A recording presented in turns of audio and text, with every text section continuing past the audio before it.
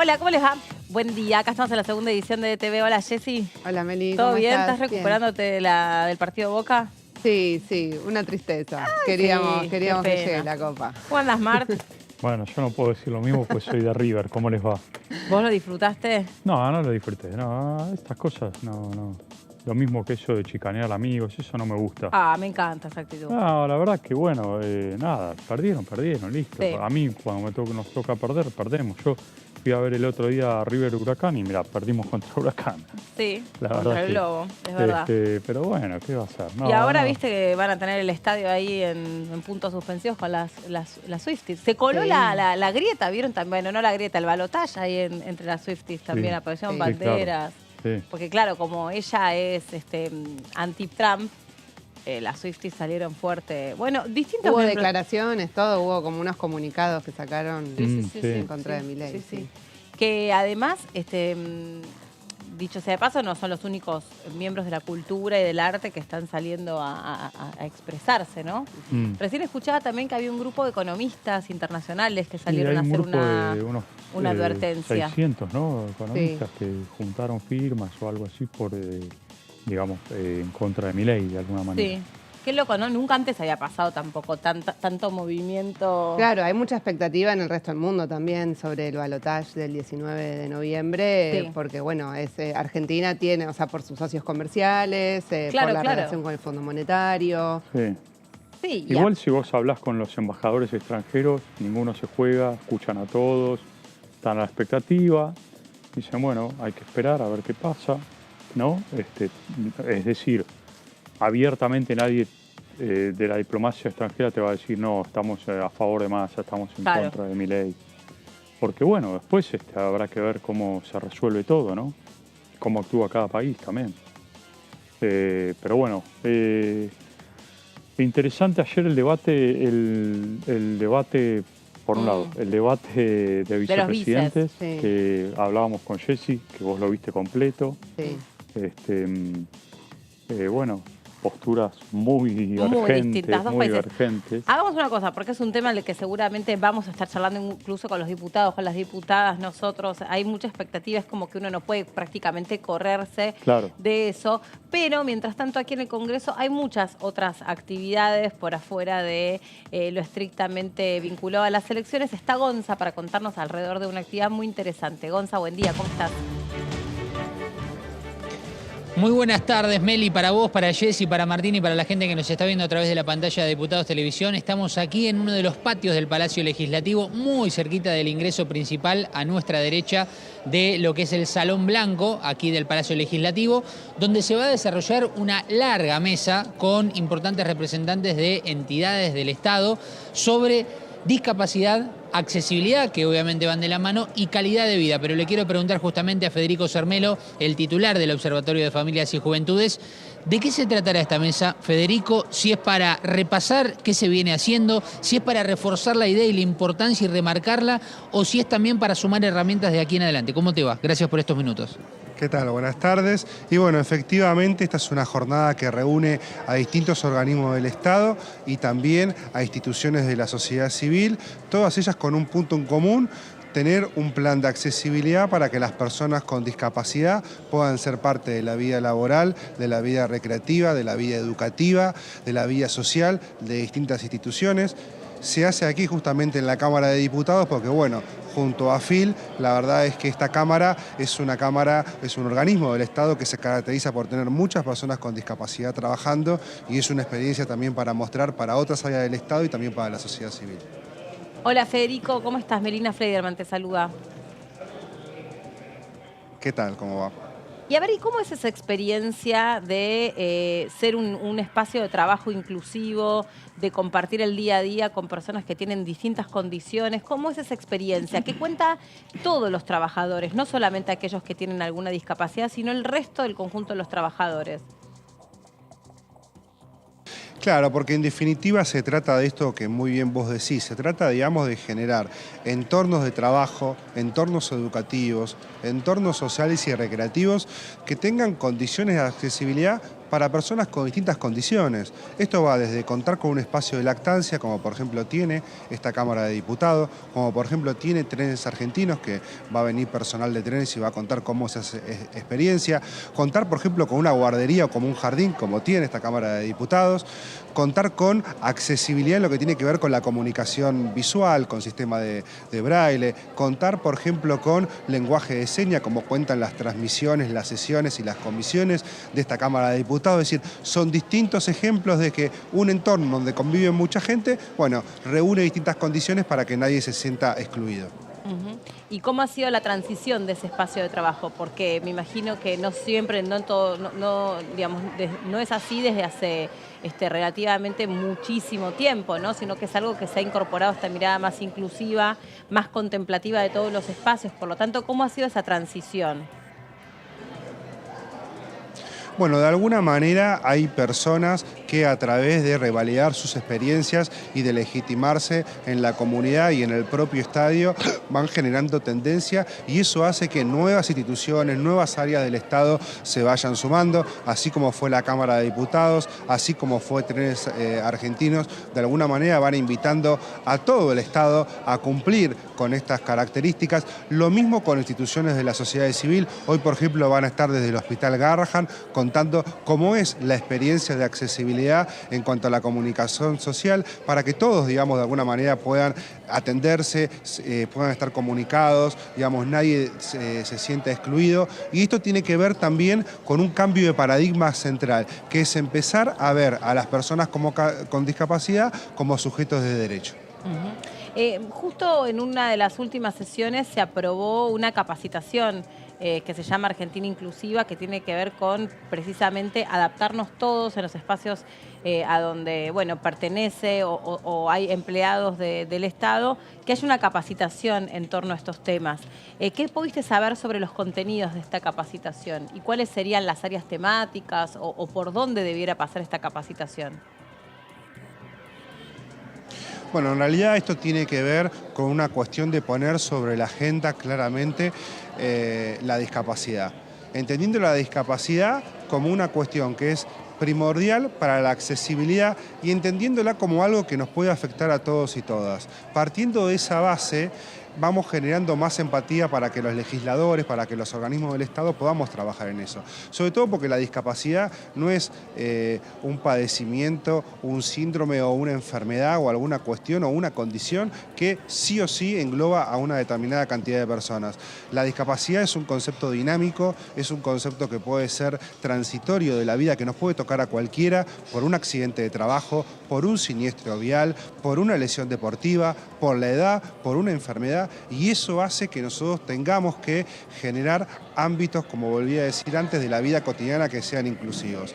Que exista esta capacitación tiene que ver con que los funcionarios nos tenemos que capacitar para que podamos generar esos ámbitos, como pasa, por ejemplo, con la ley Yolanda, claro, o como pasa, por ejemplo, con la violencia de género a través de la ley Micaela. Es un requisito indispensable que estemos capacitados para poder brindar esos entornos. En un Estado que decidió avanzar, digamos, brindando estas condiciones para las personas con discapacidad, entendiendo esto, que nos puede pasar a cualquiera, que somos sujetos de derecho, digamos, claramente esto va de la mano con cuestiones como normativas que han tendido a que el certificado único de discapacidad, por ejemplo, ya no tenga vencimiento, y abandonar un montón de tramiteríos que antes obligaban a las personas con discapacidad a hacerlo cada tanto, de manera frecuente, y los cansaba, o por ejemplo con la reciente medida que lanzó Sergio Massa, que tiene que ver con que una persona que tiene una pensión por discapacidad tiene derecho a trabajar en blanco y a no perder su pensión por discapacidad, porque las personas con discapacidad son sujetos de derecho, pueden trabajar, pueden educarse,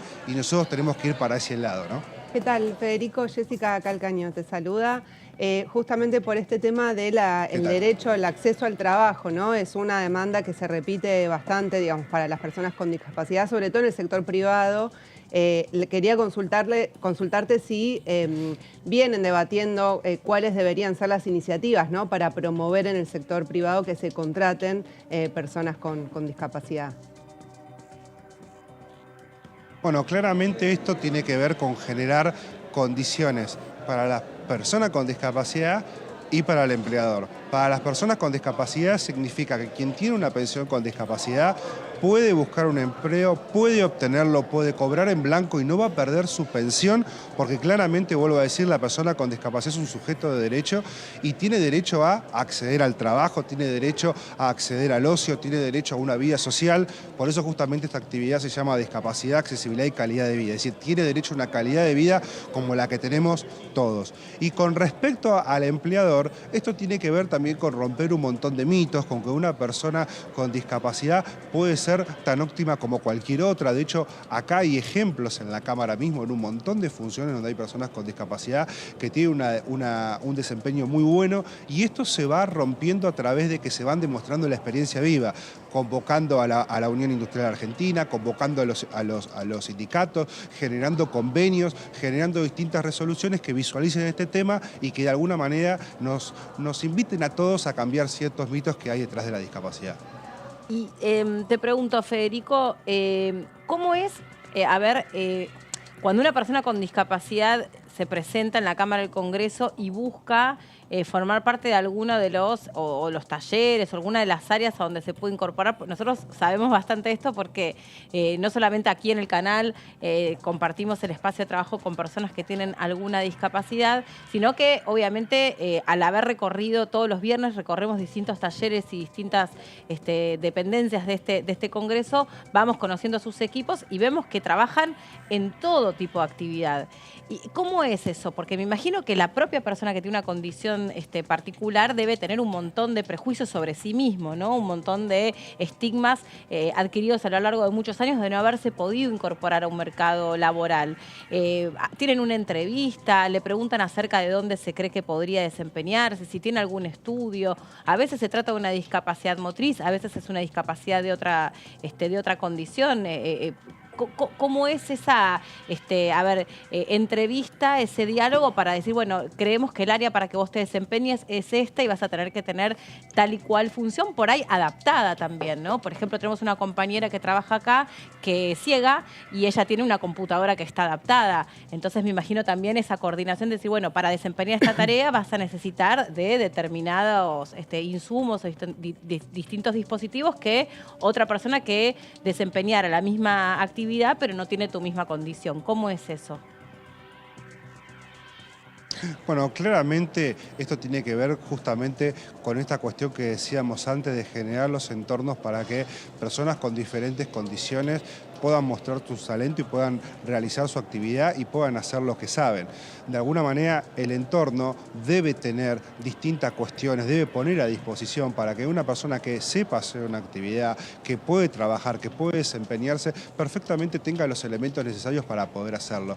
Y esto va más allá incluso de una discapacidad. Hay cuestiones que a veces tienen que ver, a nosotros nos han contado, por ejemplo, algunas personas de talla baja, experiencias laborales en donde nos contaban que han conseguido trabajo en algún lugar y les tocaba atender al público y el mostrador era muy alto y era una cuestión incómoda. Obvio. Y después se consiguieron mostradores más bajos. Entonces, digo, tiene que ver esto con una empatía, con una cuestión de que podamos pensar en el otro como una persona que es valiosa, que tiene mucho para dar a nosotros, empleador, a nosotros, Estado y también a la comunidad, y que simplemente se trata de generar las condiciones armoniosas para que pueda desempeñar su trabajo. ¿Sabes qué? Perdón, Martín. No, Federico, ¿qué tal? Martín Natale te saluda. ¿Cómo te va? Una pregunta.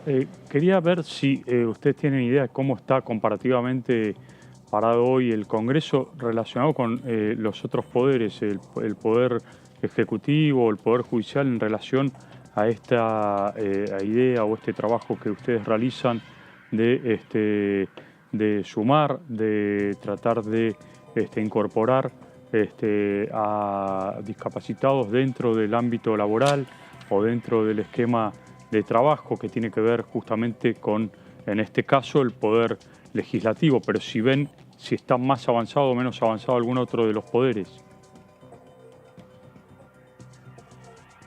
Mire, realmente creemos que esto se está dando progresivo en distintas áreas del Estado. Justamente hoy hemos invitado a muchos organismos que nos consta que están teniendo experiencias de este tipo. De hecho, hoy vienen del Ministerio de Transporte, vienen del Ministerio de Educación, vienen desde Salud, vienen desde Medio Ambiente, vienen desde distintos organismos donde hay experiencias de accesibilidad en este sentido.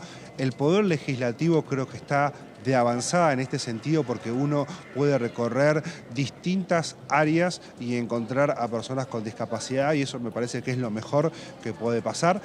Y me parece que lo mejor que podemos hacer nosotros, digo, como Poder Legislativo, como autoridad de esta Cámara de Diputados y todas las personas que hoy vienen y son autoridades del Ejecutivo, es dejar este legado, ¿no? Porque a veces los derechos se conquistan y uno trata de dejarlos para que esos hábitos luego no se rompan. Sobre todo en un Congreso que a partir de diciembre va a tener quizás 40 y pico de diputados, de un bloque que quizás no piensa en la salud mental, no piensa en el medio ambiente, no piensa en la discapacidad, piensan en la mayor de las oscuridades, entonces me parece que también es una buena manera de organizar a toda la comunidad civil y del Estado que está trabajando en esto para poder dejarlo como un legado de accesibilidad a las personas con discapacidad. Sí, de un candidato a presidente que usó la palabra mogólico y que es actual diputado de la Nación, utilizó la palabra mogólico como un agravio, ¿no? También venimos de eso.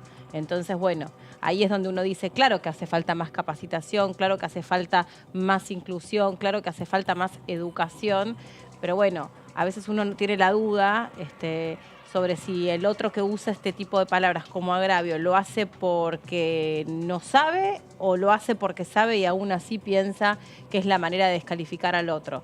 A uno le queda a veces como esa inquietud, ¿no? Si es desconocimiento o es crueldad. Creo que en ese sentido son ambas cosas, un desconocimiento absoluto, pero al mismo tiempo una línea bastante coherente que va en perjuicio de los derechos de las personas con discapacidad, por eso las agrede, un perjuicio que va contra las mujeres, por eso les grita, un perjuicio que va contra el medio ambiente, por eso niega el cambio climático, un perjuicio que va contra las diversidades, por eso ponen en duda el matrimonio igualitario y quieren sacar la ESI, un perjuicio que va contra la soberanía argentina y por eso quieren vender las Malvinas. Me parece que son una serie de perjuicios contra todo lo que ven distinto o hasta lo que ven propio, lo que ven argentino, vaya a saber por qué, por una cuestión de mercancía, de venta de órganos, de chicos, de la patria argentina y de un montón de cosas. Entonces me parece que ante eso la comunidad civil, vuelvo a decir, los legisladores, más allá de cualquier ideología partidaria, se tiene que organizar para que esos derechos, esos usos y costumbres queden porque forman parte de la vida democrática y del patrimonio de los argentinos. Muchas gracias por este contacto con nosotros, porque ya te dejamos que empiece la actividad. Gracias a ustedes. Gracias, Gonza. Por nada, Meli, recordemos que este evento se estará desarrollando ya a punto de comenzar. Le agradecemos también estos minutos de más que estuvo Federico Sarmelo aquí. Va a durar aproximadamente hasta las 4 de la tarde. Será una mesa extensa. A mi derecha el ingreso principal al Salón Blanco aquí en el Palacio Legislativo. Recordemos entonces sobre discapacidad, accesibilidad y calidad de vida con muchas áreas y entidades del Estado que van a estar representando cada una de ellas y contando sus experiencias y las herramientas que fueron incorporando en este sentido. Muchas gracias, Gonza. Ahora vamos a volver cuando vos lo dispongas. Un placer como siempre, Meli. Cuando haya algún por ahí intervalo en la actividad y podamos dialogar con alguien. Jessy, te veo que estás ahí parada y entiendo que tiene que ver con un tema que se empezó a debatir esta semana en la Comisión de Derechos Humanos y que tiene que ver con pensar, va un poco de la mano de estos discursos horribles, ¿no?, que uno a veces escucha, pero pensar qué es lo que se puede hacer para, desactivar algunos discursos y por otra parte generar un observatorio que nos permita tener una mejor convivencia democrática. Sí, así es, Meli, ya es la segunda comisión informativa que se realizó en la comisión para debatir qué hacer con el negacionismo, ¿no? Cuáles son las alternativas en cuanto a políticas públicas y también, está el debate de qué hacer respecto al código penal, claro. También si se transforma en un delito. Entonces se fueron invitando distintos expositores sobre el tema. Esta fue el martes la reunión, la segunda, y hay alrededor de 6 proyectos ya presentados por diputados del Frente de Todos Y también seguramente estén por ingresar 2 más, uno que elaboró la organización Hijos, junto a otros organismos de derechos humanos, y otro también de la organización Soberanos, que seguramente vaya a ser presentado con la firma de algún diputado o diputada. Contó con la participación este martes de Tati Almeida, de Madres de Plaza de Mayo. También estaba anunciada Estela de Carlotto, de Abuelas, pero pidió disculpas por no poder participar. Seguramente la veremos en otra oportunidad. Participaron de Hijos, de la Asamblea Permanente por los Derechos Humanos, APDH, del CELS, de la Secretaría de Derechos Humanos de la Nación, que está apoyando estas iniciativas, entre otras organizaciones. Y el diputado Hugo Yasky, del Frente de Todos, que preside la comisión, lo que anunció Meli es que como hay distintos proyectos con distintas perspectivas, la idea es en la próxima reunión que se convoque tratar de unificar todos los distintos proyectos para elaborar un solo dictamen. Esto anunció el diputado Yasky.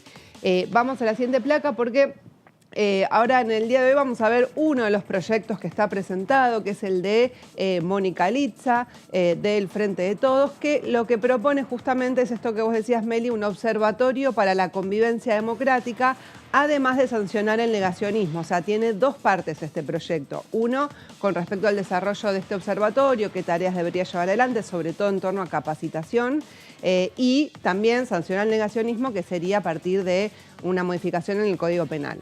Hoy escuchaba algo interesante que me parece que hace a la convivencia democrática, no sé qué les parece a ustedes. Primero que la Universidad de Buenos Aires, con un conjunto de especialistas en comunicación, salieron muy preocupados a ver cuáles pueden ser los límites que se establezcan para la utilización de las fake news y la circulación de algunas noticias a través de las redes sociales en plena campaña electoral, por la manera en la que circula esa información y el efecto que produce en las audiencias. Especialmente me refiero a estas imágenes truchas, trucadas, obvias, patéticas, de hacernos creer que Sergio Massa estaba bajo los efectos de algún tipo de estupefaciente en Santa Fe, creo, donde hacía 40 grados de calor, había un tinglado, y además después se mostró que eso fue todo producido a través de inteligencia artificial, malicioso, ¿no? El uso de la inteligencia artificial. Y el cuestionamiento de la pregunta era precisamente. ¿Cómo esta manera, digamos, en la que hoy por hoy circula entre nosotros la información, pero no circula entre nosotros una herramienta que permita verificar esa información? Claro. O sea, está democratizado el acceso a la misma porque está por todos lados y rebota de una manera bestial, imparable, diría, pero no hay democratizado una herramienta que permita poner rápidamente en un contraste, a ver, esta es una imagen que está truchada o puede ser verdad. Muy importante, ahora lo estoy relacionando, en términos de pensar quiénes podrían integrar este observatorio.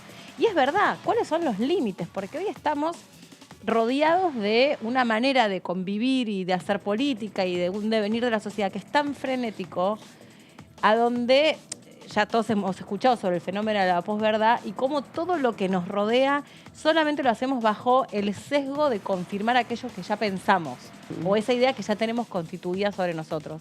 Entonces, también pensaba, obviamente la libre circulación de la información es un derecho, pero es irrestricto en términos de lo que es la convivencia democrática. Vos podés realmente salir a decir cualquier cosa, porque después escucharon periodistas o pseudo periodistas, para mi gusto, ya tomar eso por cierto y opinar sobre algo que es mentira. Y eso es una afectación directa a la democracia. Claro. Bueno, eso yo creo que ahí se abren un montón de debates, ¿no? Muy con respecto importante, a este observatorio muy actual. Y la convivencia democrática, pues bueno, en ese caso es falsear, también la realidad, o sea, construir una mentira para generarle una mala reputación a determinada persona. Digamos que, bueno, en este caso tiene que ver con negar cifras y hechos históricos, digamos, ¿no? O sea, que han sucedido en nuestro país.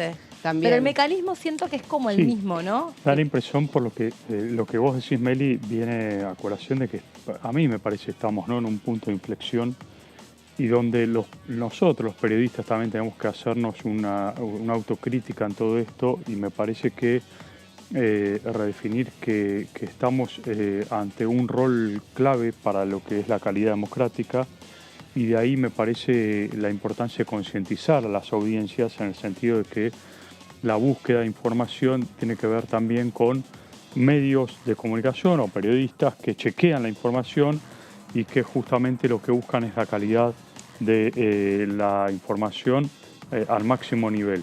Y eso nos va a diferenciar muchísimo. Me parece que estamos en un punto de inflexión en muchos sentidos. Hubo un auge de las redes sociales donde los periodistas quedamos rezagados, quedamos como en un segundo plano, y ahora con inteligencia artificial, con todo este tipo de olas, no solo ahora en campañas, se viene dando desde hace un tiempo el tema de las fake news.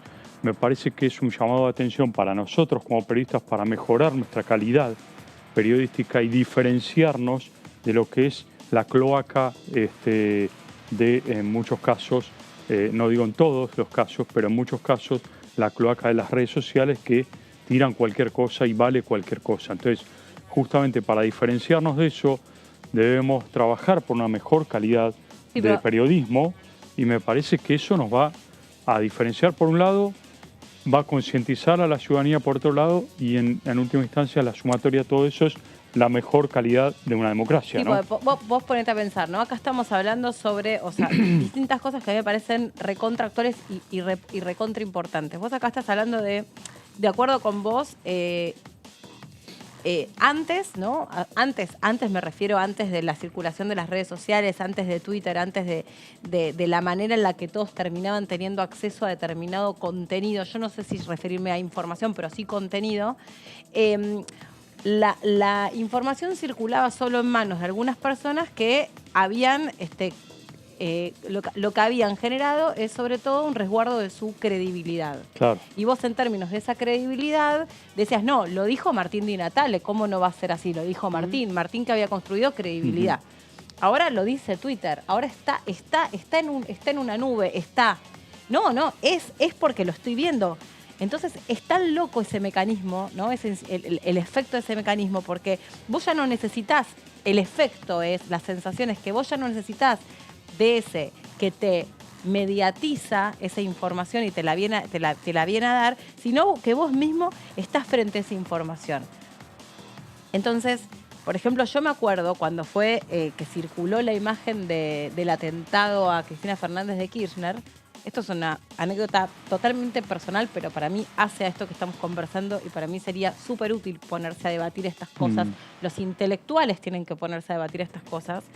Yo estaba en una cena con personas que estaban en las antípodas del kirchnerismo completa. Yo no los conocía, pero me di cuenta por sus comentarios y por los comentarios que vinieron después que eran directamente anti-kirchneristas, ¿no? ¿Viste? Es como, esta sería la definición. Entonces estaba así y yo de repente, claro, a mí me explotaba el celular con esto que había pasado. Claro. Entonces digo, miren lo que pasó. Y estaba ya el video. La persona hizo así, esta en cuestión que ni la conocía, dijo, está trucho, es trucho, está inventado.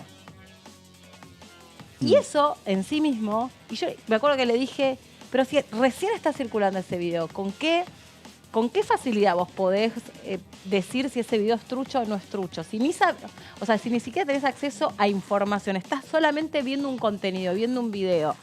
Ni yo sabía, de última, si lo era o no lo era. Yo nada más mostré lo que estaba circulando y a mí me explotaba el celular con ese video, con esa cosa que entre nosotros los periodistas circula más rápido, ¿viste? Entonces digo, claro, muchas personas también se meten en esta manera en la que vamos solamente a confirmar aquello que ya creemos, porque ella, ¿qué iba a decir después sobre eso que fue en efecto un atentado? ¿Qué? ¿Estaba armado? ¿Qué iba a decir esa persona sobre eso? Si ella ya en su cabeza tenía armada la idea que eso era fake, eso era mentira. Y en tal caso, ¿a quién beneficiaba eso? A nadie. Digo, era un atentado contra la vida de una persona. En este mismo sentido, el video que circuló trucho, inventado, mentiroso, de un estado de... es más, después circuló la persona real. ¿Vieron cómo está hecho el video fake de Sergio Massa? Que no sé si también lo vieron en las redes, que está montada la persona real y sobre eso pusieron la cara. Entonces, ¿en manos de quién vos después ponés esto que antes estaba reservado al periodista con su credibilidad? Ahora, ¿en manos de quién vos resguardás los discursos democráticos? O los discursos que te confirman o te rechazan lo que circula. Estoy de acuerdo, pero hay una parte de esa comunicación que uno no controla, que es esto que yo te decía, la cloaca informativa de Twitter, la cloaca informativa que circula en las redes. Ahora, lo que sí nosotros podemos controlar, que es la calidad, la mejor calidad de un periodismo mejor, sí lo podemos controlar. Yo me acuerdo, hace muchos años en el diario La Nación había un cartelito que decía: es preferible perder una primicia que ganar una desmentida. Sí, en muchas redacciones Por circula eso, porque la inmediatez, y sobre todo ahora en estos tiempos de inmediatez, de rapidez, te lleva a no chequear información. Ha pasado con medios grandes, el diario El País, recordás, no sé si vos recordás la foto de Hugo Chávez intervenido quirúrgicamente, que lo dieron que era por muerto. Totalmente falsa. Después hubo mea culpa del director del diario El País. Hay algunos medios que tienen incluso defensor de los lectores, ¿no? Ahora pero todo la eso se está perdiendo. Público, a ver, uno cuando yo planteo esto, algunos chicos que están en las universidades de periodismo me tildan de viejo, de anticuado, ¿viste? Y la verdad es que se está perdiendo, pues se está perdiendo calidad democrática. Y hoy vemos lo que está pasando con eso, porque ¿no? el periodista ante todo es un custodio de la democracia. Por supuesto, eso sí, completamente. Bueno, Jessy, perdón. No, está muy bien, es parte del debate que hay que dar. Está bueno. Si les parece, vamos a la siguiente placa para ver cómo sería el funcionamiento de este observatorio. Serían integrantes el secretario de Derechos Humanos de la Nación, que es también la máxima autoridad en derechos humanos de cada provincia, con un criterio federal, un representante de organismos de derechos humanos, diputados y senadores que integren las comisiones de derechos y garantías de cada Cámara, también formarían parte con este proyecto, y un representante académico designado por el Consejo Interuniversitario Nacional. Vamos a la siguiente placa. Las funciones de este observatorio serían diseñar programas de estudio, charlas y cualquier otra acción académica para mitigar los discursos de odio, violencia e intolerancia. También capacitar en derechos humanos a quienes cometan delito de negacionismo o apología del terrorismo de Estado. También analizar los efectos del desarrollo de las técnicas de información y comunicación en el sistema político e institucional, en especial en los discursos de odio y negacionismo. Es decir, esta es toda la parte más de tener política para hacer capacitaciones, editar libros, etcétera. Bueno, también actividades de investigación y recopilación normativa, difusión del conocimiento entre los distintos actores, cooperación editorial, produciendo también publicaciones, organización de eventos y también elaborar propuestas hacia el Congreso en relación a esta temática. Ahora vamos a la siguiente placa para ver, creo que ya vamos a ir directamente a la parte de lo que sería la sanción al negacionismo, que esto implica en esta propuesta una modificación al Código Penal en el artículo específicamente que es sobre apología de un delito. Lo que se plantea, que ese artículo ya existe, lo que se plantea es una ampliación de este artículo planteando cuando la apología se refiera a delitos de lesa humanidad, terrorismo de Estado, el genocidio, la represión ilegal, la desaparición forzada de personas o consista en negar y o minimizar gravemente y o justificar el terrorismo de Estado, el genocidio, la represión ilegal, la desaparición forzada de personas u otros crímenes contra la humanidad, la pena sería de 1 a 3 años. Cuando quien lleve adelante esta conducta fuese un funcionario público, se incluirá la pena accesoria de inhabilitación perpetua para ocupar cargos públicos. Es decir, se pone para todas las personas y se pone un agravante en el caso de que sean funcionarios públicos.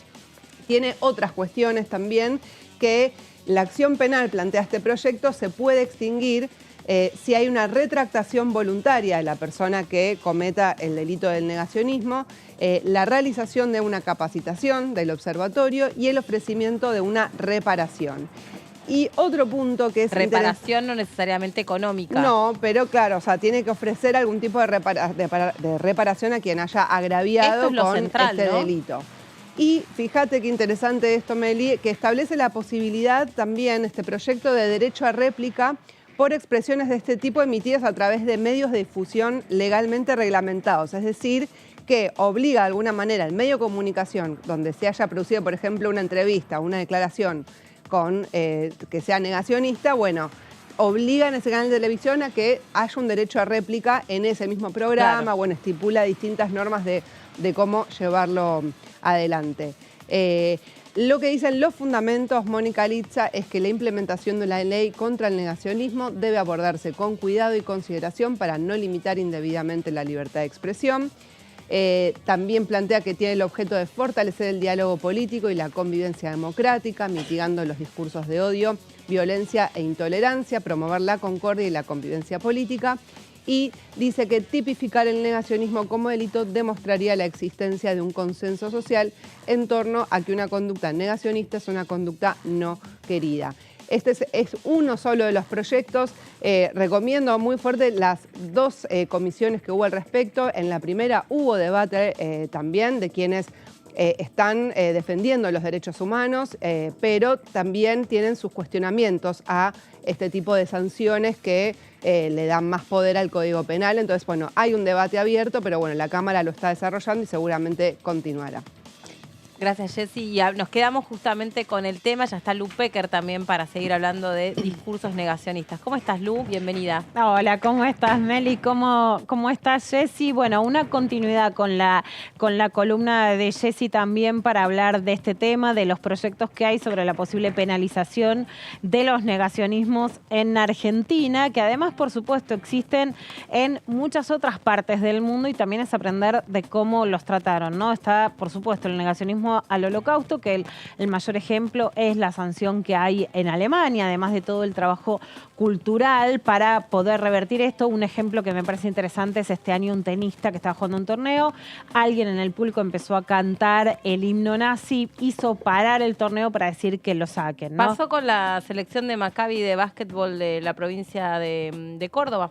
También se bajó lo mismo, perdón, de Córdoba, no, de Mendoza. Se bajó de la liga en la que competía hace 40 años, justamente por los cantos antisemitas. Si querés, Meli, vemos también un video con algo de lo que pasó en esa reunión y de lo que decía Tati Almeida, por eso continuando entonces con lo que venía contando Jessy. Dale. Efectivamente quedamos muy poquitas madres, pero no me voy a cansar de repetir que a pesar de los bastones y de las sillas de ruedas, las locas seguimos de pie.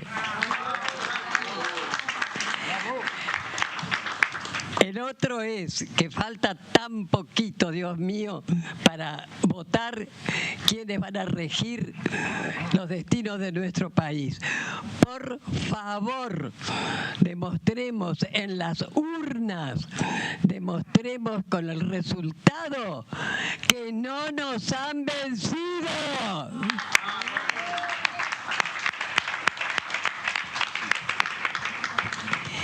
Y por último, porque yo sé que de algún rinconcito está Alejandro y los 30.000 apoyando este proyecto de ley. Por eso vamos a gritar bien fuerte.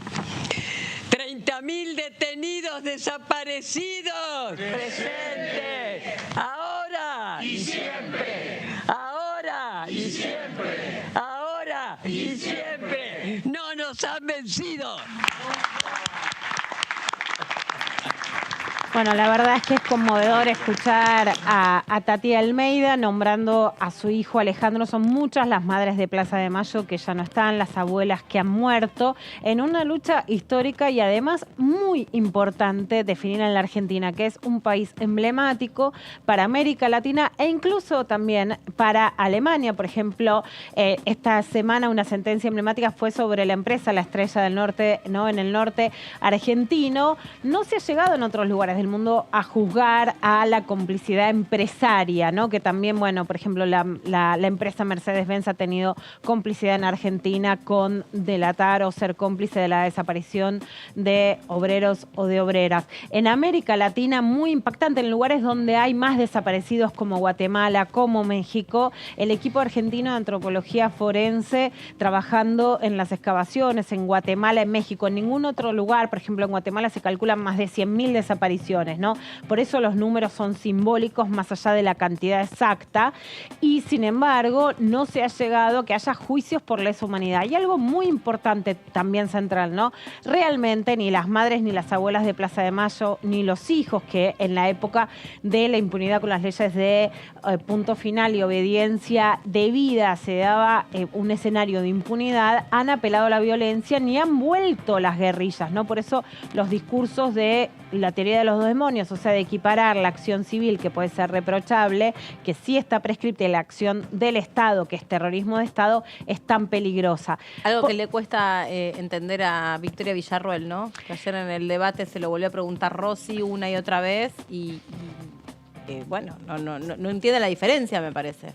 Sí, yo creo que obviamente es una persona que está legitimando a la dictadura militar con un reproche que ahí sí, no vamos a hablar en una continuidad con la columna de Jessy de estas leyes que quieren prohibir el negacionismo. Por supuesto, ya tiene derecho a decir hay otra parte de la verdad, hay una parte de la memoria que no se dijo, ¿no? Tener una revisión sobre la acción de los distintos grupos guerrilleros en la Argentina. Lo que sí es importante en eso señalar, me parece, en el contexto latinoamericano, es que en otros países, por ejemplo Colombia, donde sí se dice es una guerra, una palabra que ahora usa Javier Milei, hubo una guerra y hay grupos guerrilleros que de hecho aún con el acuerdo de paz no se han desarmado todavía hoy. Entonces vos tenés un escenario donde hay una guerrilla existente. El escenario de la Argentina es muy diferente porque no hubo continuidad en acciones violentas y por supuesto creo que el peligro es que se llame terrorista a la protesta social, ¿no? Que puede existir en un escenario de ajuste, de despidos o de otra implementación de medidas económicas cuando en la Argentina no existe más esa violencia armada que tanto le ha costado a países como México o como Colombia, ¿no? Con los falsos positivos, que eran falsos positivos, los que mataba al ejército diciendo que eran guerrilleros y que en realidad eran solo un número, pero que no se trataba de guerrilleros, ¿no? Bueno, vamos a continuar con este tema, ¿no? El negacionismo del terrorismo de Estado podría ser penalizado. Como decía Jessy, se presentaron en el Congreso de la Nación 2 proyectos de ley contra el negacionismo impulsados desde organismos de derechos humanos, Abuelas y Madres de Plaza de Mayo y la Secretaría de Derechos Humanos. Las iniciativas buscan tipificar la relativización o la negación de los delitos de lesa humanidad en el Código Penal. Ayer, en el debate presidencial, vimos esto, ¿no? Negar que hubo delitos de lesa humanidad, compararlos con acciones civiles, decir que se violaban los derechos humanos ante los juicios de lesa humanidad y no reconocerlos.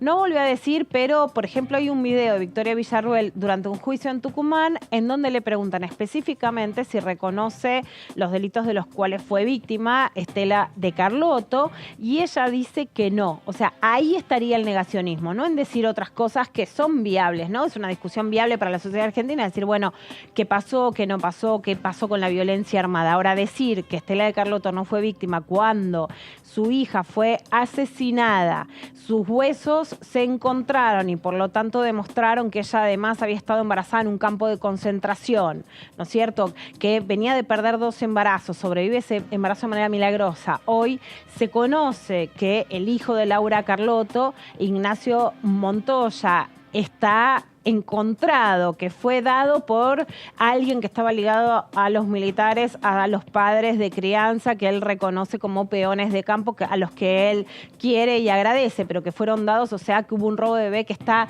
demostrado. Bueno, por supuesto que eso sí es negar delitos de lesa humanidad, ¿no? En el caso de Laura de Carlotto, además, ella dice que era una terrorista y en el libro, ya desde hace mucho tiempo, la biografía de María Eugenia Ludueña sobre Laura Carlotto, está claro además que Laura era una estudiante de historia, tenía 22 años, súper periférica, que no tenía nada que ver, digamos, con alguien que tuviera decisiones importantes en la organización Montoneros, y eso estaba súper contado en su biografía, de hecho que era alguien absolutamente periférica, ¿no? El rol central lo toma Estela Carlotto en la búsqueda de su hija desaparecida, ¿no? Con un protagonismo histórico muy importante, pero que no era concordante con el rol que tuvo su hija, con un rol claramente periférico que estaba en todas las organizaciones, ¿no?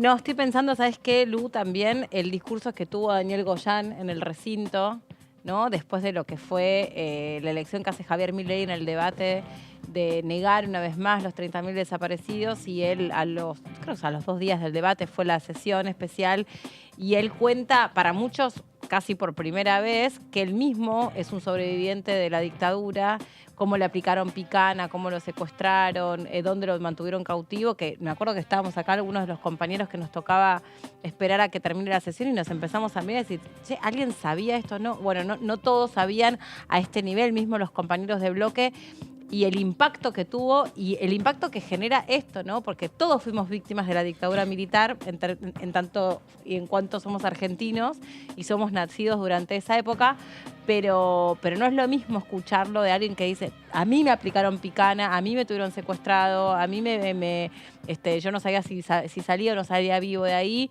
y yo digo que sí, que fueron 30.000 los desaparecidos. A mí me pareció sumamente conmovedor su discurso.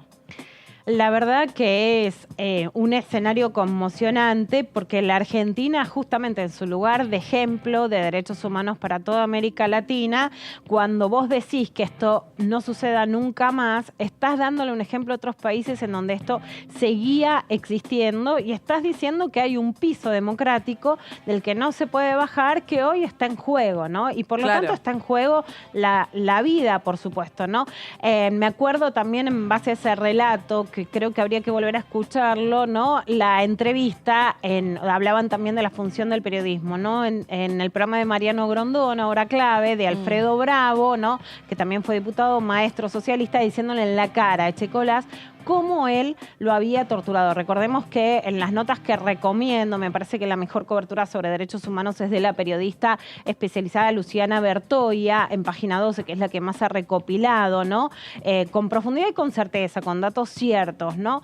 La trayectoria de Victoria Villarruel, que sí dice que, ¿no? Que hay, de hecho, un papel de Echecolás en donde está escrito Victoria Villarruel, por supuesto, eso la incrimina, bueno, muestra que tenía parte de relaciones y que era una referente para alguien que fue un torturador y que estuvo involucrado en tantas causas, ¿no? Un dato también, Alicia Dujovne Ortiz, una de las periodistas centrales de la Argentina, escribió muchísimos años en La Nación, la biógrafa de Evita Perón, me contó hace muy poco, está exiliada en Francia, que ella trabaja en el diario La Opinión de Jacobo Timerman, cómo lo va a buscar, ¿no? Un militar que quería ser el Corriere de Macera, lo llamaban entre los periodistas, porque Macera toma la estrategia también de querer, digamos, hoy hablamos, y los estaba escuchando hablar de la fake news sobre Sergio Massa a través de la inteligencia no artificial, sino ya diría la inteligencia no democrática, ¿no? Porque es una inteligencia que pone en juego el juego. De eso hablábamos, sí. Los estaba escuchando, el juego limpio de las elecciones, ¿no?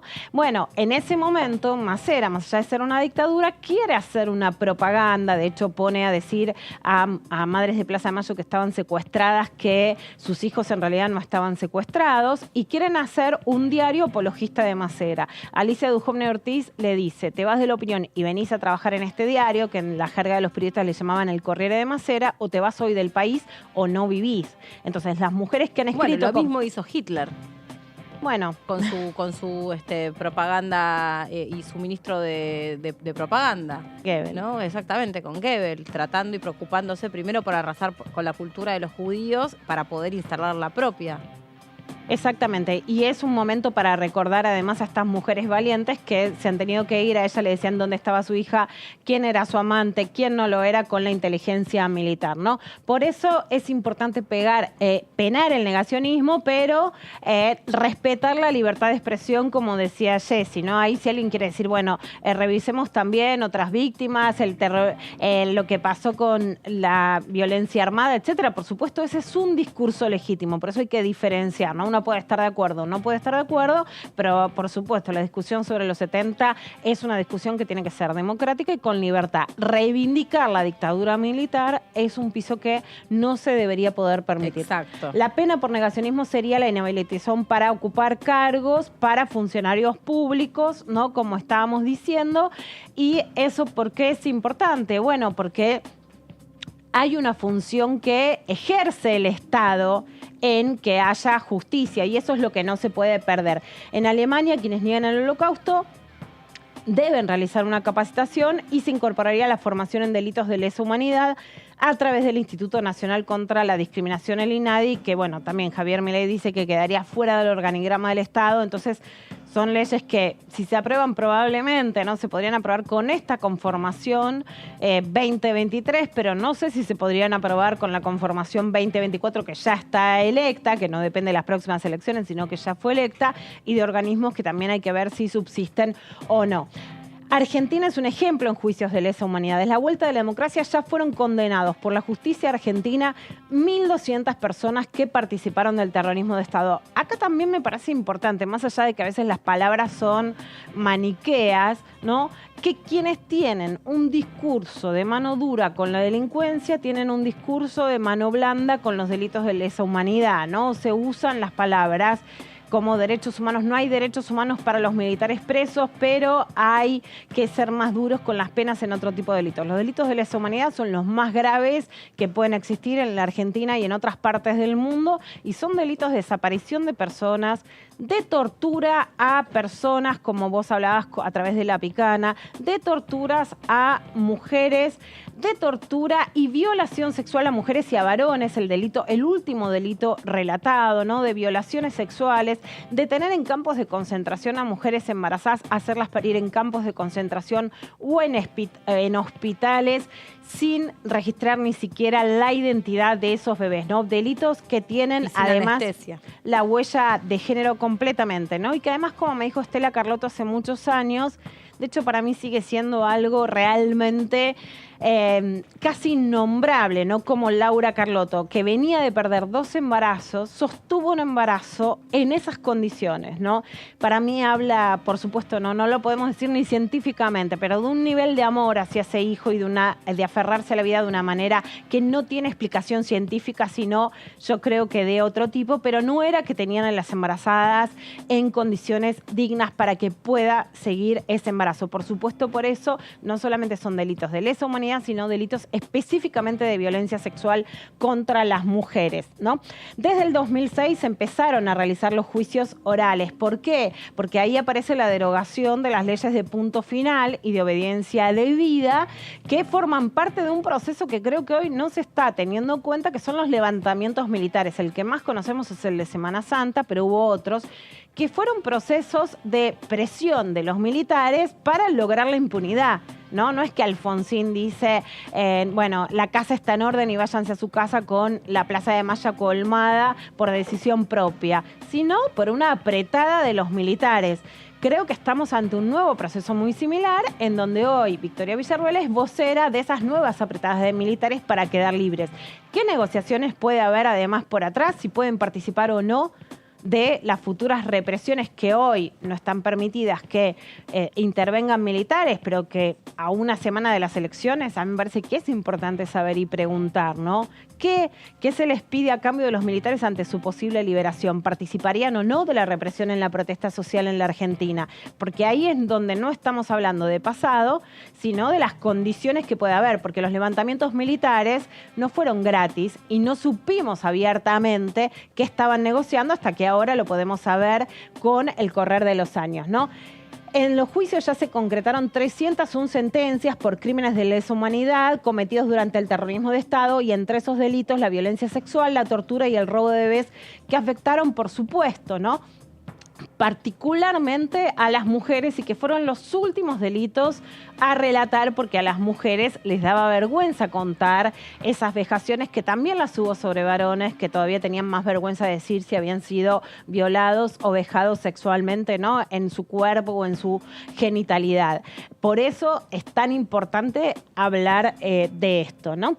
¿Y cuál sería la importancia también cuando hablamos de funcionarios públicos? Bueno, que la justicia, en teoría, es independiente, ¿no? Es un poder judicial que debería ser independiente, pero para que avancen los juicios de lesa humanidad estuvo el apoyo del Estado, ¿no?, generando la posibilidad de ser querellantes. Entonces sí se abriría una posibilidad de impunidad si cambian las reglas de juego tan drásticamente en la Argentina. Si quieren, vemos la próxima placa, donde vemos cómo la Secretaría de Derechos Humanos actuó como querellante en la mayoría de las causas, y una de las últimas más importantes fue la que hablábamos de la Estrella del Norte, la empresa de transportes. La Secretaría de Derechos Humanos de la Nación se presentó como querellante en 51 nuevas causas de delitos de lesa humanidad y las querellas por delitos de lesa humanidad son 265. Se creó un cuerpo de peritos y se lograron sentencias en causas emblemáticas. Bueno, si esto desaparecería,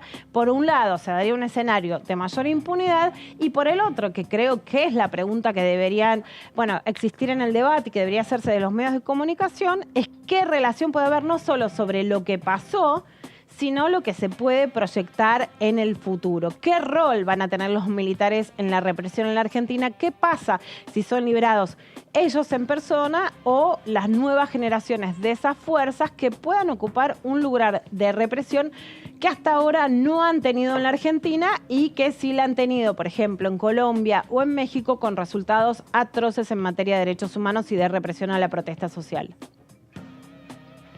¿No? Acá en el 2023 se obtuvieron sentencias en 20 causas por crímenes de lesa humanidad y, por ejemplo, en el caso de la Veloz del Norte 2 en Salta, ¿no? Una empresa emblemática de colectivos. Actualmente se están llevando adelante 15 juicios orales y si quieren obtener más información pueden ir a la página juiciosdelesahumanidad.ar y esta información está sacada de la Procuraduría de Crímenes contra la Humanidad y de la Secretaría de Derechos Humanos de la Nación. Muchísimas gracias, Lu. Vamos a hacer una pausa nosotros y en un ratito seguimos con todos los temas vinculados a la actividad parlamentaria.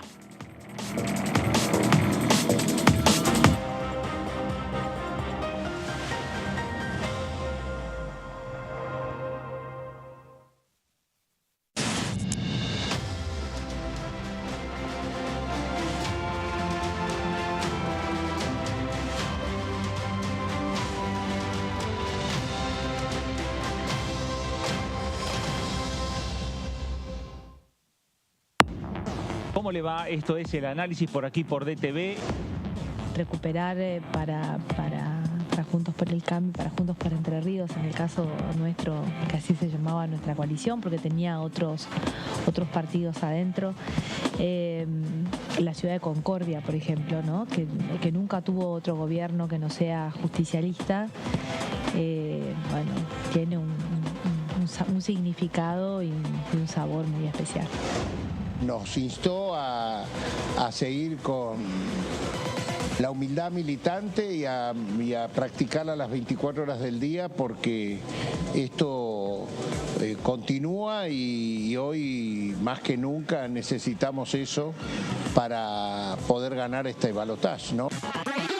DTV, el análisis, de lunes a viernes.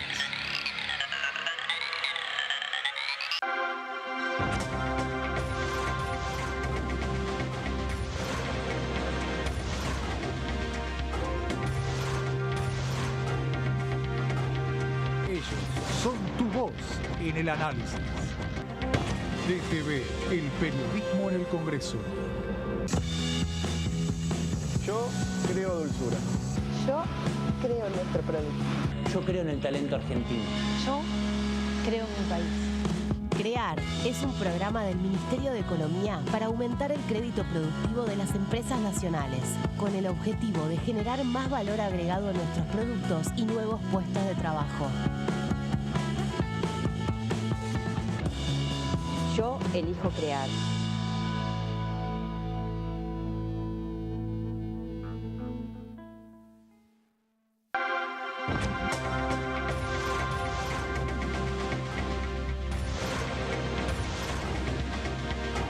Ellos son tu voz en DTV, el resumen.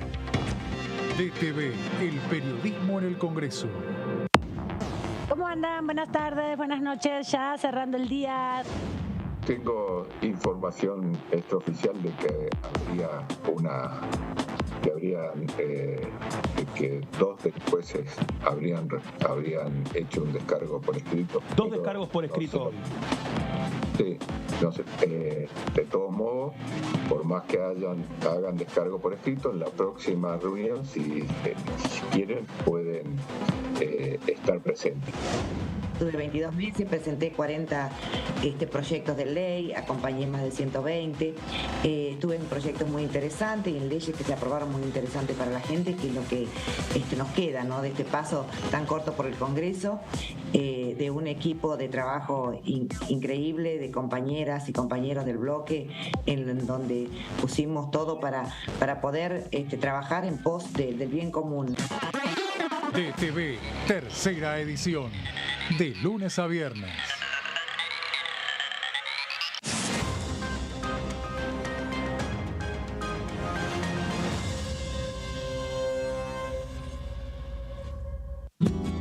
Este es el gasoducto Presidente Néstor Kirchner, una obra de escala mundial realizada en tiempo récord, que unirá la energía de Vaca Muerta con todo el país.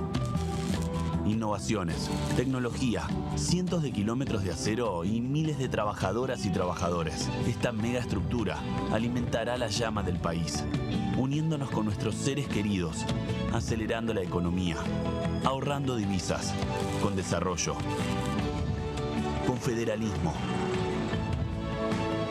con soberanía y orgullo.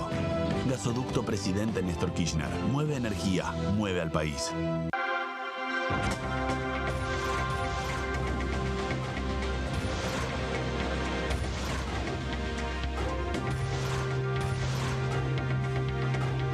Ellos son tu voz en la tercera edición. DTV, el periodismo en el Congreso. Hola, hola, ¿cómo les va? Muy bienvenidos a una nueva edición de Coagenda. El abordaje de la problemática de los efectos del cambio climático sobre los ecosistemas costeros es, como vos dijiste, un área de estudio interdisciplinar. O sea, nosotros estudiamos el ambiente, el ecosistema desde el punto de vista biológico, físico, químico, pero como sabés, los ecosistemas costeros son los sitios en donde habita un enorme porcentaje de la población. Vos recién mencionabas esto de los tips y tal vez el contenido de mi cuenta, que en un principio que arrancó en el 2019 y hasta ahora siempre estuvo bastante vinculado con el cambio de hábitos, lo que podemos hacer desde nuestro lugar, lo que hablábamos recién, o la vez pasada sobre la industria de la moda. Y este año, yo creo que ya desde el año pasado estoy teniendo una tendencia a empezar a abordar un poco más los temas macro, pero este año es como que la coyuntura se impuso y fue, no puedo hablar de nada que no sea esto. Ecoagenda, jueves 23 horas.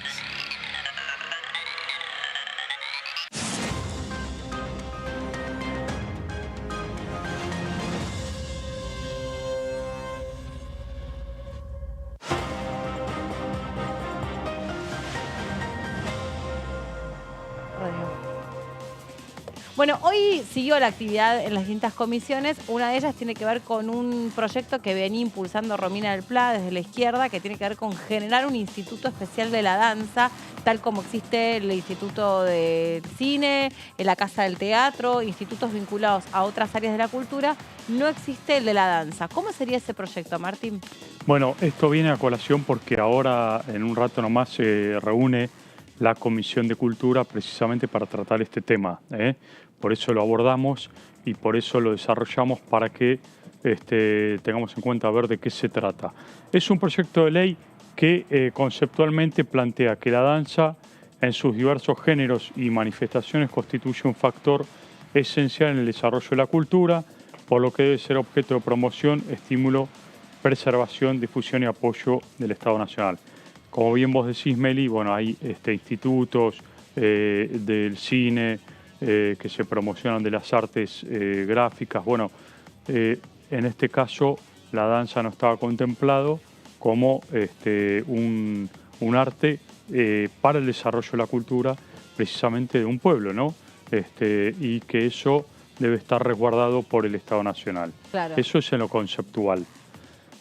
¿El IUNA no es un instituto que funciona un poco como también reuniendo a los profesionales de la danza? Sí, pero es más una universidad, digamos. Sí, claro. Pero no es un instituto, claro. Claro, no, esto sería, o sea, que tiene... Ya por bailarines.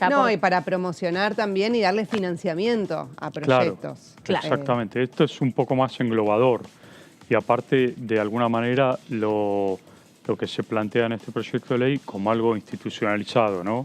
Desde el Estado Nacional.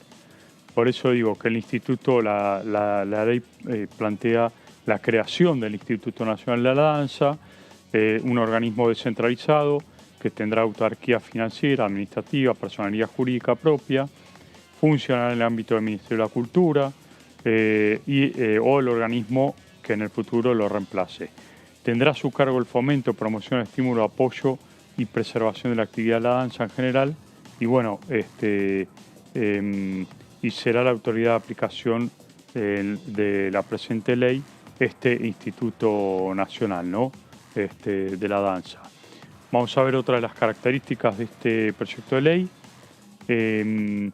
Plantea políticas integrales, es decir, llevar adelante políticas públicas de fomento de la danza en todas sus expresiones, el diseño, fomento y fortalecimiento de instancias de estudio, evaluación, cuantificación y planificación de políticas para el sector, garantizando ámbitos de consulta, intercambio y debates de propuesta dentro de la comunidad de la danza, ¿no?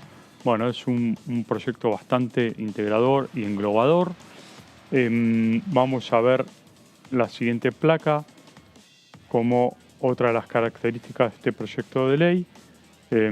Ahí lo que vemos es lo que plantea como otra de las políticas integrales es el diseño, el fomento y fortalecimiento de ámbitos dedicados a la recuperación, recopilación, conservación, difusión y estudio del patrimonio de la danza, ¿no?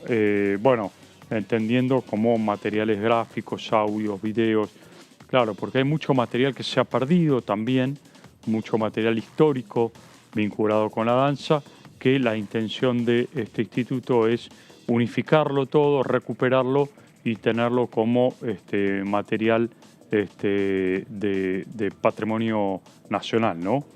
Bien, el financiamiento, otro de los puntos importantes de este proyecto de ley, el apoyo financiero para el fortalecimiento, fomento de la creación, producción y circulación de la danza, va a tener este apoyo financiero para el sostenimiento y equipamiento de espacios existentes o por crearse, ¿no?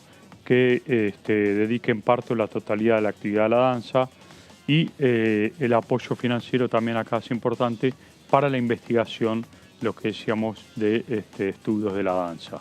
¿Que de dónde saldría el apoyo financiero? Del presupuesto nacional. O sea, sí, es parte del presupuesto nacional, parte del presupuesto del Ministerio de Cultura. De los propios espectáculos, ¿no? Sí, tiene distintos componentes. Hay una parte, como dice Martín, que sería el presupuesto nacional, después una parte también por la recaudación de los distintos eventos que hagan. Y se quedan también, hay un proyecto porque hubo dos proyectos que se presentaron, el de Marisa Uceda, del Frente de Todos, y el de Romina Alplá y Miriam Bregman, del Frente de Izquierda.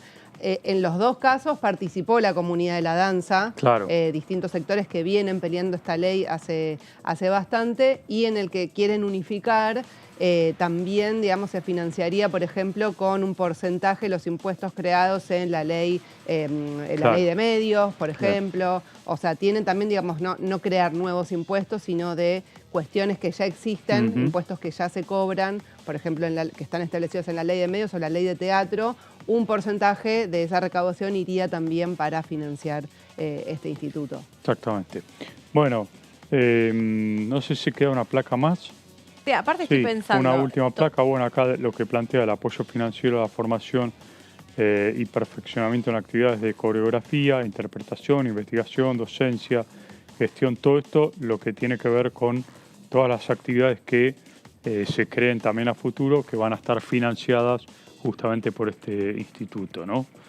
Y la difusión de la danza, a partir de la edición de libros, folletos, publicaciones, boletines, también van a estar financiados, ya sean de producción propia o de terceros, a través de medios físicos o virtuales y en los medios de comunicación audiovisuales, como otra de las vías de financiamiento. Bueno, y después una última cuestión que tiene que ver con el régimen de fomento para la danza, son instrumentos de promoción e instrumentación, de acuerdo al artículo 19 que plantea este proyecto de ley, el apoyo financiero para proyectos de danza. La creación del Consejo de Dirección instrumentará los llamados públicos para obtener apoyos económicos o créditos. Las personas físicas o jurídicas que presenten proyectos de creación, producción, investigación, difusión, bueno, van a estar también financiadas a través de este régimen de fomento para la danza, ¿no? Y no sé si queda una última plaquita. A ver. No, bueno, este proyecto se va a tratar entonces, decíamos, reiteramos, dentro de una hora aproximadamente en la Comisión de Cultura. Ahí se va a poner a consideración. No sé si va a salir el dictamen hoy mismo, pero en estos días están saliendo dictámenes. Salió esta semana el dictamen del proyecto de financiamiento educativo, con lo cual no se descarta que pueda salir este dictamen hoy de la Comisión de Cultura de este proyecto de ley. Pero bueno, lo cierto es que forma parte de la agenda legislativa que estamos desarrollando aquí en DTV. Sí, los bailarines y bailarinas y todo, las audiencias que podrían quedar comprendidas en este instituto vinieron aquí al anexo del Congreso, a ellos mismos a pedir por su instituto, por su financiamiento. Ellos hacían especial hincapié en lo difícil que fue para todos los trabajadores que dependen de la danza subsistir durante la pandemia, porque mal que mal el que hacía teatro pudo hacerlo desde el living de su casa, el que hacía música lo pudo hacer con computadoras desde su casa, el que estaba filmando una película por ahí no pudo seguir avanzando con filmar la película, pero sí pudo trabajar en algunas cuestiones para ir ganándose el mango, generando algo desde la casa. El bailarín no. El bailarín hubiera necesitado enormemente un instituto que les permita con los fondos, seguir viviendo, ¿no? Seguir viviendo esta actividad, que obviamente es una de las actividades, digamos, más vinculadas a nuestra cultura, a nuestra identidad, desde el tango hasta el folclore y en adelante todas las artes de la danza vinculadas. Tenemos teatros de primerísimo nivel vinculados al ballet, como es el Teatro Colón. Tenemos bailarines que nos han representado a lo largo de todo el mundo y sin embargo los bailarines durante la pandemia, han tenido que ingeniárselas como pudieron, porque ¿de qué iban a trabajar? ¿De qué iban a vivir? ¿Qué iban a bailar a través de una computadora? Era en esa informativa que vos mencionás, Meli, que fue en junio de este año, lo que planteaban bailarines es que quieren que sean reconocidos como trabajadores también, ¿no? Porque ellos dedican su vida a formarse todo y a trabajar. Eso, entonces poder tener espacios, sacrificada la carrera y corta al mismo tiempo. Y también todos los debates que hay en torno a este Instituto de la Danza es que tenga una perspectiva federal, ¿no? Porque muchas veces lo que sucede es que quienes estudian danza en las provincias, para tener algún proyecto legal tienen que venir a las ciudades, entonces poder y después es interesante todo el tema de investigación, ¿no? Sobre todo lo que hay de patrimonio histórico vinculado con la danza. Vos recién, Meli, mencionabas el tango. ¿Cuántos trabajos hay de investigación sobre el tango y se han perdido? Y bueno, se podrían llegar a recuperar o a poner en consideración como patrimonio histórico esto también, ¿no? Sí, yo creo sobre todo medio como funciona la Casa del Teatro, a donde también sigue y se acuerdan que fue noticia por muchos artistas que estaban pasando la gorra en las plazas y demás. Recuerdo también, muchos bailarines y demás ganándose la vida de esta manera. Si hubiera existido un instituto que genere un fondo también para poder ayudarlos, aunque sea en vacas flacas, ¿no? No es fácil, no es fácil la tarea del artista y es central, por otra parte. Bueno, acá estamos con el diputado Eduardo Valdés, casi que lo pesqué en un pasillo, diputado. ¿Cómo anda? Usted cumpliendo con sus obligaciones laborales y yo con las mías. Y usted con las suyas. Y ahí me intimo a comparecer. Sí, le mandamos un guille que le tire el amarre y lo traiga para acá. Diputado, ayer estuvo en el debate, lo vi. Estuve en acompañando el debate. a Rossi. acompañando a Rossi, antes estuve en el Gran Reca acompañando a Massa, ¿sí? Bueno, me pareció una muy buena... que lo vi a Agustín Rossi a la altura de las circunstancias haciendo propuestas, que es lo que corresponde hacer. No vi en la misma sintonía a Villarroel, no escuché propuestas, escuché un decálogo de ella de tapas de diarios, pero me hubiera gustado, y espero que Javier Milei ahora el domingo podamos escuchar propuestas, porque de lo único que se encargó de decir Villarroel es escuela pública, salud pública, como diciendo, pero no es lo que dice ni la plataforma de ellos ni lo que dice el candidato Milei. Entonces es como rehuir a decir, miren, nos equivocamos o no lo vamos a hacer, díganlo. O sea, no está mal decir, hemos revisado lo que dijimos antes. Claro, claro. Eso es sería más honesto. Decirlo. Sí, sí, completamente. No mitad dólar y metadización, ¿viste? Le preguntan, ¿van a dolarizar? No, pero a su vez sí, pero de eso no se entrega. El Banco Central nunca lo vamos a dejar de implosionar. Bueno,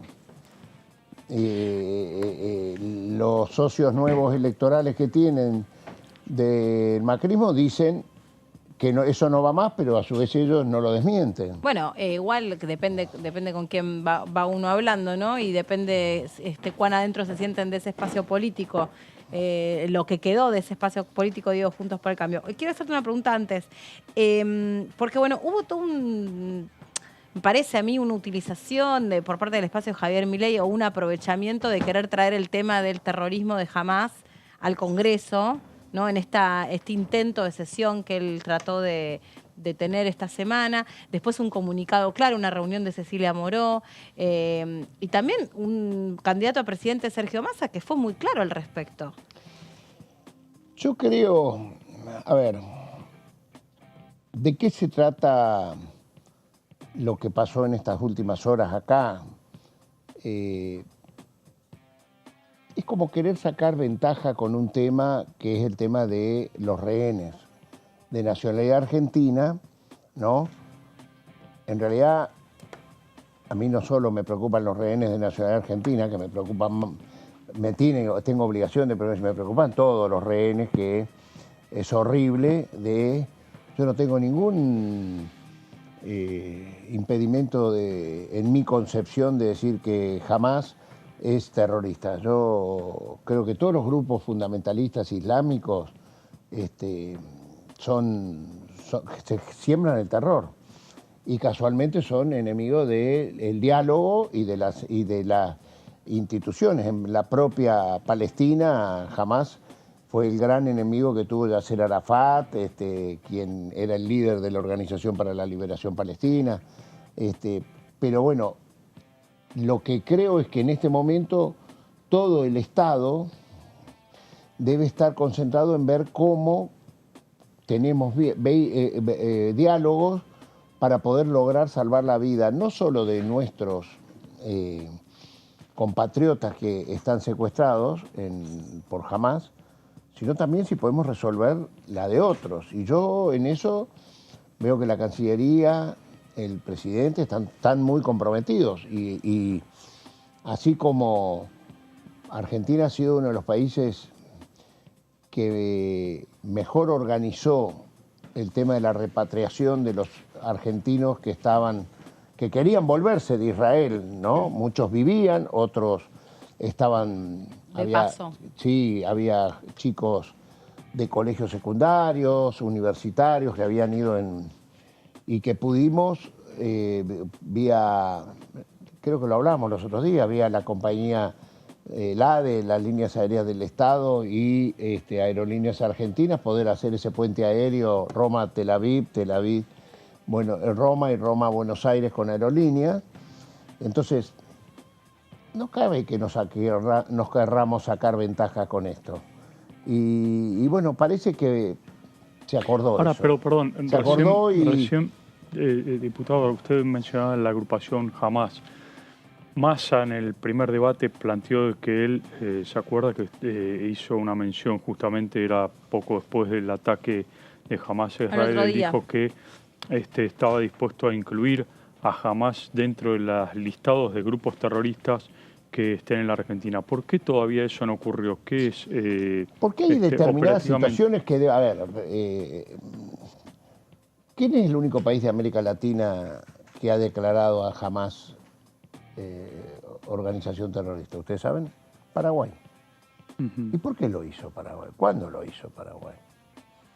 Cuando visibilizaron al expresidente Cartés en alguna situación. Claro. El tema de las armas. Entonces, no es que... ¿Y qué quiere decir? ¿Que el resto de nuestros vecinos son pro Hamas? No. Hay un procedimiento, hay una situación. Por eso pregunto, ¿cuál el presidente Macri nunca planteó en los 4 años que jamás declarara Hamas terrorista. Lo que no puede hacer es, eso a mí me llama la atención, es jugar con un dolor que en el caso de Argentina es un dolor de todos los argentinos. Sí, no, totalmente. Nosotros no es de la comunidad judía, es de todos los argentinos. Yo particularmente he perdido un ser muy querido cuando fue la bomba en la Embajada de Israel. O sea, yo de las 2 bombas me he especializado en buscar información porque quiero, y hasta el día de hoy aprovecho, acá del canal Diputados TV, a la Corte Suprema de Justicia que ojalá termine la investigación de lo que fue el atentado a la embajada. ¿Viste? Porque nos olvidamos, pero sí, claro, eso que sucedió 2 años antes de AMIA, acordémonos que alguna vez la presidenta Cristina Kirchner lo pidió y le respondieron de la Corte que la causa estaba cerrada y la causa estaba abierta y hasta el día de hoy, ¿no?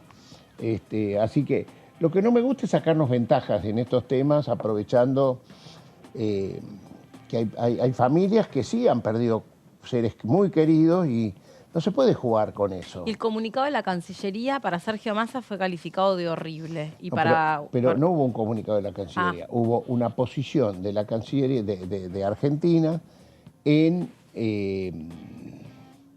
respecto al ataque de Israel. Respecto de... La respuesta de Israel. No, de las dos cosas. De todo, claro, bueno. Y la verdad es que esa votación fue 122-2 y 4 abstenciones.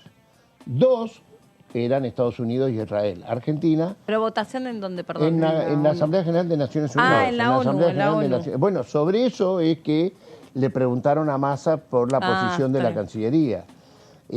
Por esa votación. Claro, pero fíjense que ayer alguien quería traer a Uruguay como el ejemplo, porque Uruguay se abstuvo no estuvo de acuerdo en la declaración de cesar el fuego, que era una de los ítems, el cese al fuego, para poder resolver esta situación. Y a mí no me parece bien que nos saquemos ventaja. A todos nos duele lo que está pasando. No hagamos... Pareciera que el que quiere sacar ventaja está haciendo una picardía, no tiene dolor. ¿Hay como un uso político de esto? ¿Hay como un uso político entonces de esto? Bueno, por lo pronto, mira, yo prefiero no hacer yo algo de diferencia. Yo propuse, y fue aceptado, un diálogo reservado con el canciller Cafiero para que él cuente las gestiones que está haciendo Argentina para resolver, para poder encontrar... ¿Usted participó de la reunión de sí, todos los bloques? Sí, yo participé, me invitó la presidenta de la Cámara, estaban todos los presidentes de bloque y acordamos también esa situación, que un encuentro con el canciller, con quien ya estuve en contacto y nos invita a la Cancillería a conversar y a mostrarnos todo lo que Argentina está haciendo para lograr, pero tiene que ser reservado eso, claro, para lograr que liberen a los rehenes. Concretamente para los rehenes. Y en esa reunión, ¿qué nos puede contar? O sea, ¿fue fácil llegar a la declaración que finalmente salió? ¿Hubo otros debates? Hubo racionalidad. En otro orden de cosas, pero que de alguna manera se va vinculando, estábamos hablando hace un ratito nada más del trabajo que hubo en la Comisión de Derechos Humanos, el debate y las exposiciones de representantes de hijos, de las madres y las abuelas de Plaza de Mayo, distintos académicos también reflexionando sobre cuál puede ser la manera más, yo le voy a poner este término, efectiva de desarmar discursos negacionistas y discursos de odio. Es a través de sanciones, ¿Es a través de capacitación? ¿Es a través de este observatorio de la democracia?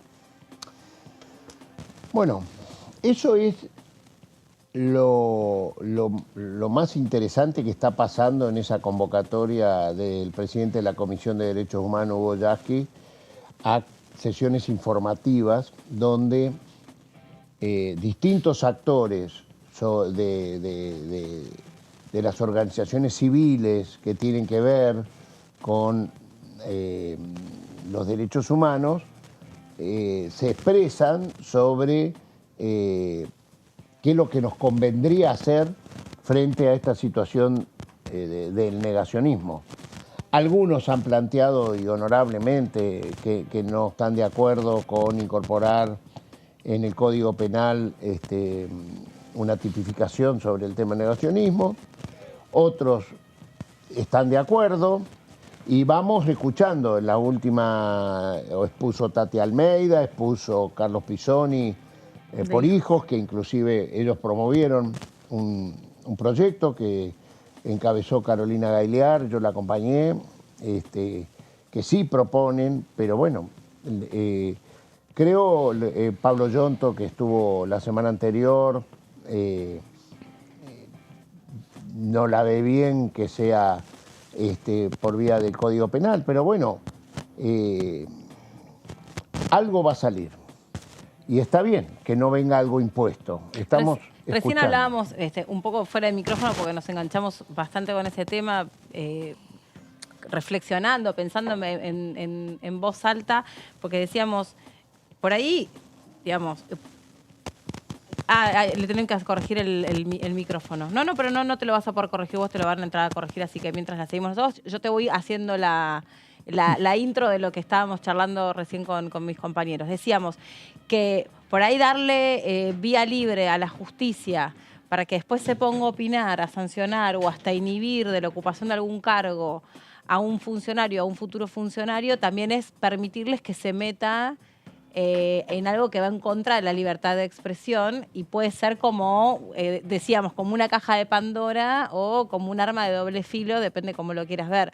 Por otra parte, también decíamos, ¿qué haces? Porque no es irrestricto el derecho a hablar y opinar y yo digo lo que quiero y total a mí qué me importa, porque después de escuchar discursos como los de Tati Almeida o como el del pobre también, el del compañero Goyán, explicando cómo él en primera persona sufrió las consecuencias de la dictadura.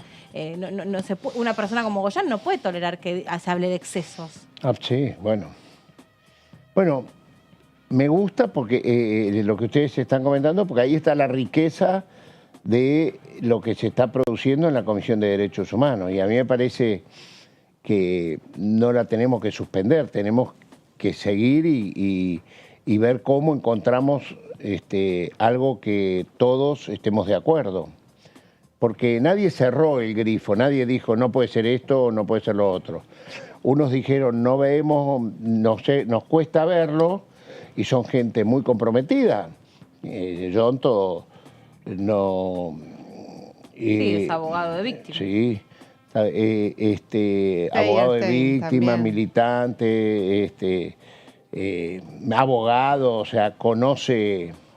Con conocimiento de con causa. Conocimiento de causa, y nos aportó inclusive documentación en algo que yo estoy muy activo, que es buscar en otros países, los informes que tienen sobre lo que sucedía en la Argentina en tiempo real, y así como conseguí la desclasificación de los documentos de la Secretaría de Estado de Estados Unidos, donde en agosto del 78 un agente de inteligencia norteamericano, o sea que servía a Estados Unidos, que era de origen chileno, Arancibia Clavel, les entrega un documento que él lo tenía dado por el 601 de inteligencia, donde dice que en la Argentina existían 22.100 personas desaparecidas, y ese informe era solo de ejército. 78. 78, un mes después del Mundial. Claro, porque estaba el debate 78. de ¿Qué hay que había discutir la pasado con cifra? Arancibia Clavel? Claro, Arancibia Clavel era un espía chileno que trabajaba con las Fuerzas Armadas Argentinas en el operativo Cóndor. Como en ese año 78 se empezó a calentar la relación entre Argentina y Chile por el tema Beagle, él pide protección a los Estados Unidos y transforma y pasa a revistar para los servicios de inteligencia de Estados Unidos, y lo primero que hace es entregar esa documentación que él tenía de sus pares de inteligencia del 601 con quien él trabajaba. Pero a su vez también, bueno, Pablo Yonto aportó una documentación que yo le he pedido a nuestro embajador en México, Carlos Tomás, a ver si conseguimos el original, del diario La Prensa de México en diciembre del 76, y habla de 21.000 desaparecidos, y a su vez tiene cuántas personas están detenidas, cuántos han sido fusilados, es muy fuerte. El documento, aparte está firmado, tiene la firma de un periodista que se hace cargo de lo que dice, y no lo conocíamos. Y eso sucede en el 76.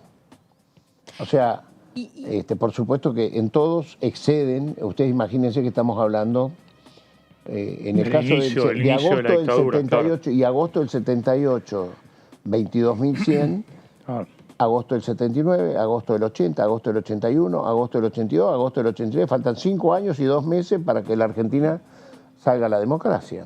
Sí. Diputado, ayer hablaba Diana Mondino, quien es supuestamente la designada eventual canciller si gana Milei, y ella decía que hace falta, o por lo menos lo que van a plantear eventualmente si ganan, es que el Congreso empiece a participar más de lo que tiene que ver con la diplomacia argentina, porque ellos ven que hay muchos acuerdos, muchos tratados. Nombraba, por ejemplo, concretamente el acuerdo con China por los swaps, que no son públicos, son secretos. ¿Ustedes creen que debería haber más participación del Congreso en lo que hace a el desarrollo de contratos con otros países, que hay algunos acuerdos que son secretos y que deberían ser públicos? Yo no creo que los acuerdos por el swap con China es una cosa que viene... No se conocen los detalles, ¿eh? No, Eso... no, es no, pero tampoco me han dicho que es reservado, ¿eh? Cualquiera puede acceder a esos acuerdos, no. Yo se había pedido que viniera en su momento, después del viaje a China, que viniera Sergio Massa a dar detalles de esos acuerdos, a que el Congreso, por ejemplo, hubo un pedido. Pero nunca me llegó a mí a la Comisión de Relaciones Exteriores, ese pedido sobre... Claro, por ahí lo dicen Pero digo, lo conceptual, ¿está de acuerdo con una mayor participación? Que debe ser, a ver, nosotros somos autores del proyecto de que nunca más un país debe endeudarse en nada si no tiene el acuerdo parlamentario, antes de que suceda el endeudamiento. ¿Cómo no vamos a estar de acuerdo? Por supuesto. Pero aparte, en ese caso, el de los swap no es reservado. No es reservado. Y es un acuerdo que empieza, creo que allá por el 2014, y fue renovado por Mauricio Macri en los 4 años de gobierno de Macri. Digo, porque ahora que son socios electorales, se lo tiene a quien preguntar. Pero bueno, me dejan decirles una cosa respecto de... Yo querría aprovechar el canal de los diputados para decir que tengo orgullo de participar de la Comisión de Juicio Político, que no es casual lo que ha pasado en los últimos días. La comisión estaba llegando a su cometido, que es dictaminar, y empezamos a ver cómo en los días previos empezó a generarse distintas acciones para que se suspendiera la Comisión de Juicio Político. Vimos líderes políticos que no se expresan sobre la vida cotidiana de los argentinos porque están en el exterior, pero desde el exterior dicen, con tono cordobés, diciendo que se pare el juicio político, justo cuando tenían que responder los jueces sobre los cargos que le elevamos como comisión, y no lo hicieron, y de pronto buscaron otras personalidades para que dijeran que el juicio político y esto y el otro, y la verdad que terminaron haciendo un enchastre muy feo, que es estigmatizar a uno de los más activos investigadores en la Comisión de Juicio Político, que es el diputado Rodolfo Tailade, donde lo quisieron enchastrar con toda una situación que puede haber cuestiones que si las hay de espionaje ilegal, yo pido ir a fondo, no hay espionaje ilegal, no hay espionaje ilegal que me guste y espionaje ilegal que no me guste. El espionaje ilegal es asqueroso siempre y las cloacas, como yo les denomino, del Estado hay que eliminarlas. Ahora, estigmatizar a alguien que no figura ni en el dictamen de la acusación, porque el fiscal Policita, que es el autor de la investigación, ni lo nombra, Rodolfo Tailade, pero eso sí, te pusieron 80 tapas de diario, horas de televisión, haciendo editoriales, periodistas, y resulta que ni figura, todo con el sentido de querer interrumpir la Comisión de Juicio Político, porque lo que no lograron los grandes voceros que ellos plantearon los días anteriores, llama la atención que el día anterior a la reunión de la comisión aparecen horas de televisión, tapas de diario, inclusive yo me ligué a alguna tapa de diario, para demonizarnos, desde la presidenta de la comisión para abajo, y la verdad, quiero primero solidarizarme plenamente con el diputado Tailade, y segundo decir que hemos cumplido el procedimiento que correspondía, que era que la audiencia estaba citada para que los dos ministros de la Corte que no habían respondido por escrito, que eran Lorenzetti y Maqueda, tenían el derecho de venir a hacerlo in voce, de hacerlo. Al no venir, se levantó la sesión y la idea era hacer una conferencia de prensa con el diputado Tailade, y pasó lo que pasó. Pero bueno, hemos salido a todos los medios a explicar la inocencia, porque él se puso a disposición de la justicia un mes antes de que sucediera esto, cuando empezaron los operadores periodísticos a mezclar el apellido Sancheta con Tailade, y resulta que el juez Martínez Giorgi no le aceptó tomar la declaración porque no era objeto de la investigación, así reza en el auto, y después aparece el dictamen del fiscal Policita, donde tampoco hace ninguna alusión, ¿no? Pero parece que la verdad mediática es inversamente proporcional al expediente judicial. Pero Eduardo, entonces quiero aprovechar, ya que estoy en este canal, para primero solidarizarme. Tailade en las entrevistas que dio, de hecho, habló concretamente de apretadas, que pareció a lo que estás diciendo vos. ¿Cómo se va a sentir él? Y apretadas hasta de los medios, de algunos medios, con editoriales de que firmaban de determinada, o sea, poniendo, ¿no?, la firma y haciendo toda una cuestión. Y después él dice que sí, que efectivamente esa conversación, ese intercambio existió, que fue por Telegram, que él pasó un correo, pero que él no pidió esa información y que recibió información y no la usó tampoco. No se conocen físicamente. Sí, que no tiene relación, dijo. No se conocen físicamente, pero aparte, algo que él no había tenido en cuenta, una gran periodista de investigación, judicial, que es Patricia Blanco, 4 meses atrás, en Infobae, había escrito sobre lo que se estaba investigando de este señor Sancheta, y que entre los espiados estaba Rodolfo Tailade también. O sea que hoy en el juzgado de Martínez de Giorgi, porque la periodista Patricia Blanco dice que su nota sale de las fuentes del juzgado de Martínez de Giorgi. Entonces hay un expediente seguramente, dentro de los 1000 y pico de expedientes que existen sobre investigaciones clandestinas que hizo este señor Sancheta, el sargento creo que es, de la policía, donde está investigado, donde está espiado Rodolfo Tailade, al revés de lo que se estaba diciendo públicamente. Por eso la pregunta es, a partir de lo que usted plantea, Eduardo, es informe, esta investigación del fiscal Policita, ¿qué impresión le merece, por un lado, y qué va a pasar en adelante con la Comisión de Juicio Político? ¿Esto termina? ¿Cómo sigue, digamos? No, la Comisión de Juicio Político, lo de Policita no lo voy a calificar, porque no me corresponde a mí calificarnos, como ellos no deberían calificarnos a nosotros el trabajo legislativo. Si lo que tiene que hacer Policita, que lo haga.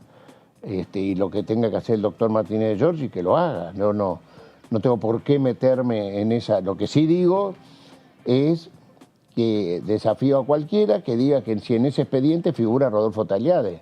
En todo caso figurará como espiado, como uno de los 1000 y pico que figuran, que han sido espiados por este señor Sancheta, que me parece más parecido, lo más parecido que he visto es porque en su currículum, según vi un tuit de Ari Lijalat, del periodista Ari Lijalat, figura que también trabaja para el diario Clarín, figura ahí, es lo más parecido a Marcelo D'Alessio que he visto, ¿no? Como esos tipos que se meten en la vida de otro para después vendérsela a un tercero, ¿no? Claro. Y respecto al futuro de la Comisión. Respecto al futuro de la Comisión, es terminar con su cometido fuera de los tiempos electorales, cosa que está muy bien que así suceda, ¿no? Por eso lo que nos faltaba era cumplimentar lo que había sucedido el jueves anterior, que venció el tiempo de entregar por escrito la respuesta de los 4 miembros del tribunal, y había una segunda fecha que era para informar in voce, y eso es lo que sucedió. Ahora, miren, debe haber sido tan importante la producción de la Comisión de Juicio Político que nosotros empezamos, creo que por ahí por 26 de enero, más o menos fue la primera, y ustedes imagínense que a fines de marzo la Corte Suprema de Justicia, los ministros de la Corte, el presidente de la Corte, Rosati, decide separar al director de la obra social del Poder Judicial, al doctor Toñón, que había sido desde la época hacía 4 presidentes de Corte había estado, o sea, como 12 años al frente de la Corte, de la obra social del Poder Judicial. Y eso es producto de la investigación que estaba llevando adelante la Comisión de Juicio Político. Al mes y medio de eso sucede otro hecho inédito dentro del tribunal, decidido por los ministros de la Corte, no por la Comisión de Juicio Político, pero como consecuencia de la investigación que estaba llevando adelante la investigación, que es expulsar al 5º juez, como se lo denominaba de la Corte, al doctor Héctor Marchi, que era el administrador general de la Corte, ¿no? Y que, porque él entregó a la Comisión los dictámenes que él había hecho sobre la pésima administración de la obra social del Poder Judicial, por ese solo hecho, el presidente Rosati, sin hacerle un sumario, sin haberlo directamente, le sale un traslado a la Cámara Previsional, cosa que no sucedió nunca en la historia de la Corte Suprema de Justicia, que un secretario general de la Corte lo eyecten a una Cámara inferior, que era la Cámara Previsional, donde ni siquiera había un raviol que justificara que el contador Marchi pudiera ir a ese lugar, porque ni siquiera era un juez, un magistrado. Claro. Entonces, digo, estos son 2 pequeños hechos que sucedieron mientras estaba llevando adelante, y ahí no existía Sancheta, no existían los hechos que iban conmocionando a la sociedad. Claro. Acá vinieron a declarar cerca de 65, fueron en total 26 audiencias, creo, ¿no? Y 65 testigos, de los cuales fueron altos jueces, altos secretarios letrados de la Corte, solamente uno no vino, de todos los convocados a declarar, que fue Stornelli, creo. Diputado, o sea, usted arrancó planteando, bueno, que había mucha presión, digamos, para evitar que la Comisión de Juicio Político hay mucha presión. Ahora, nosotros ya vimos durante todo el año todo este proceso de investigación donde quedaron expuestas un montón de pruebas, con testimonios, etcétera. ¿Cuál es el problema con el dictamen, digamos? ¿Por qué? Porque es lo que falta. O sea, lo que falta es elaborar el dictamen, que además muchos dudan de que pueda llegar al recinto. Entonces, si ya está hecha la investigación, ¿por qué considera que hay tanta presión por el dictamen? porque ellos jugaron otro caballo en la cuestión electoral, porque todo sucede en estas situaciones, o sea, todos habían puesto, los actores principales de la Corte Suprema de Justicia, habían jugado todas sus fichas al sector Bullrich, y justo el sector Bullrich es el que se quedó. Y entonces ellos no saben cómo puede llegar a suceder con los diputados de La Libertad Avanza, o sea, tienen esa preocupación seguramente, ¿no? Porque Rosati también opinó sobre cuestiones que proponía Milei de la dolarización y Milei le contestó bastante duro. Entonces les empezó a agarrar un momento de incertidumbre seguramente, pero ninguna incertidumbre para quienes administran la justicia tiene que ser con difamar a alguien honorable que está haciendo su trabajo y que jamás haría espionaje ilegal, porque a su vez es uno de los más importantes miembros de la Comisión Bicameral de Control de Organismos de Inteligencia. Entonces,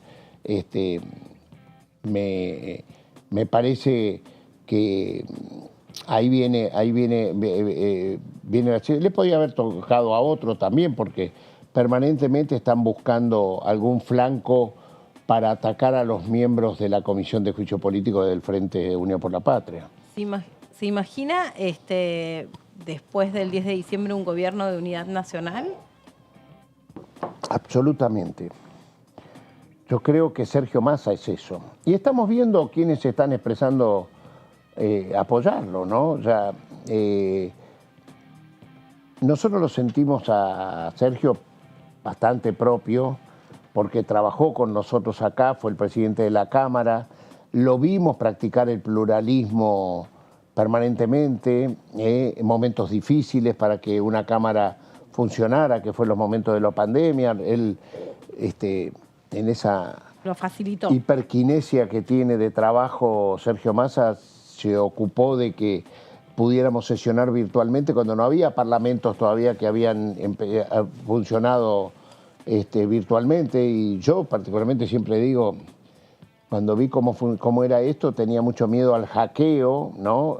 Que pudieran inventar un diputrucho, bueno, pero él asumió los riesgos, lo hizo, sesionamos, creo que hemos sesionado más en pandemia que fuera de la pandemia, ¿no? En la Cámara, y siempre lo vimos, eso que él pregona hoy, Gobierno de Unidad Nacional,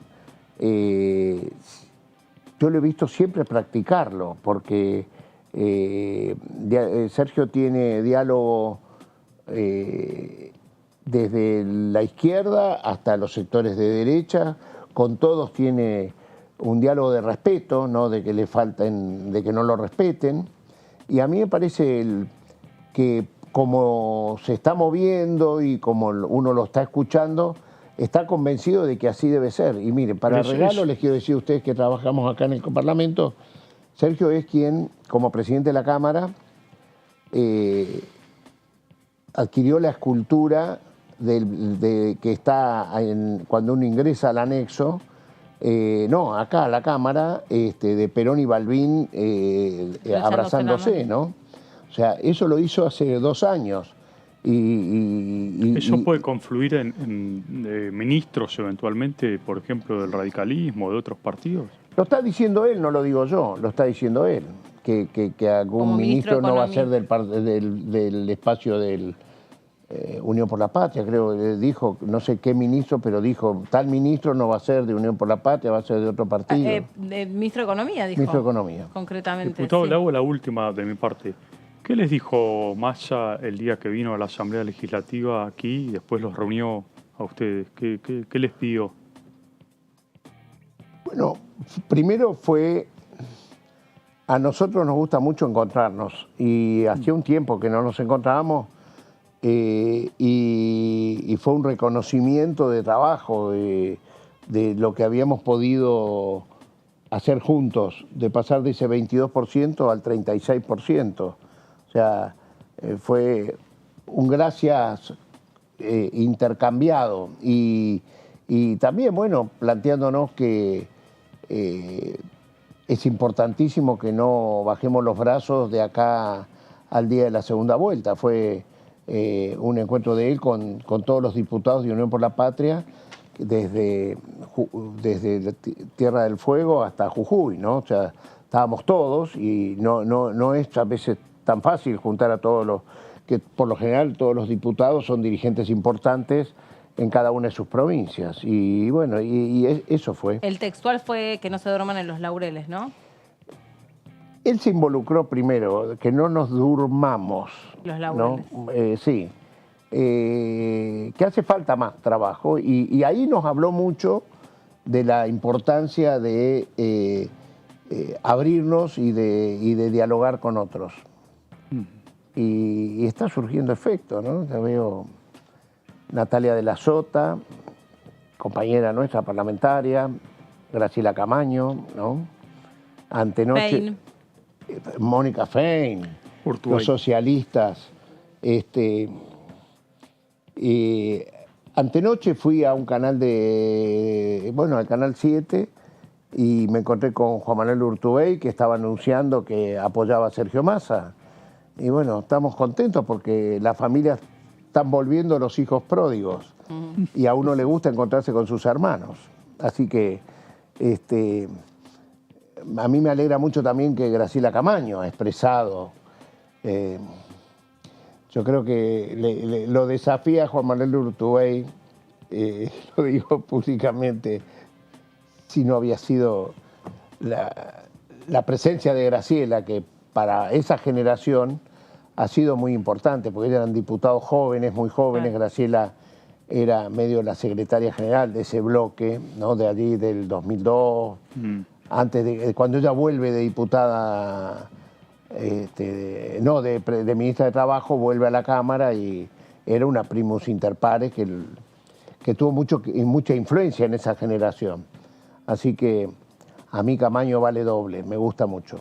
Gracias por haber venido, muy amable. Gracias. Está Luciana Fernández trabajando en vivo en la previa de la Comisión de Cultura. Hola Lu, bienvenida.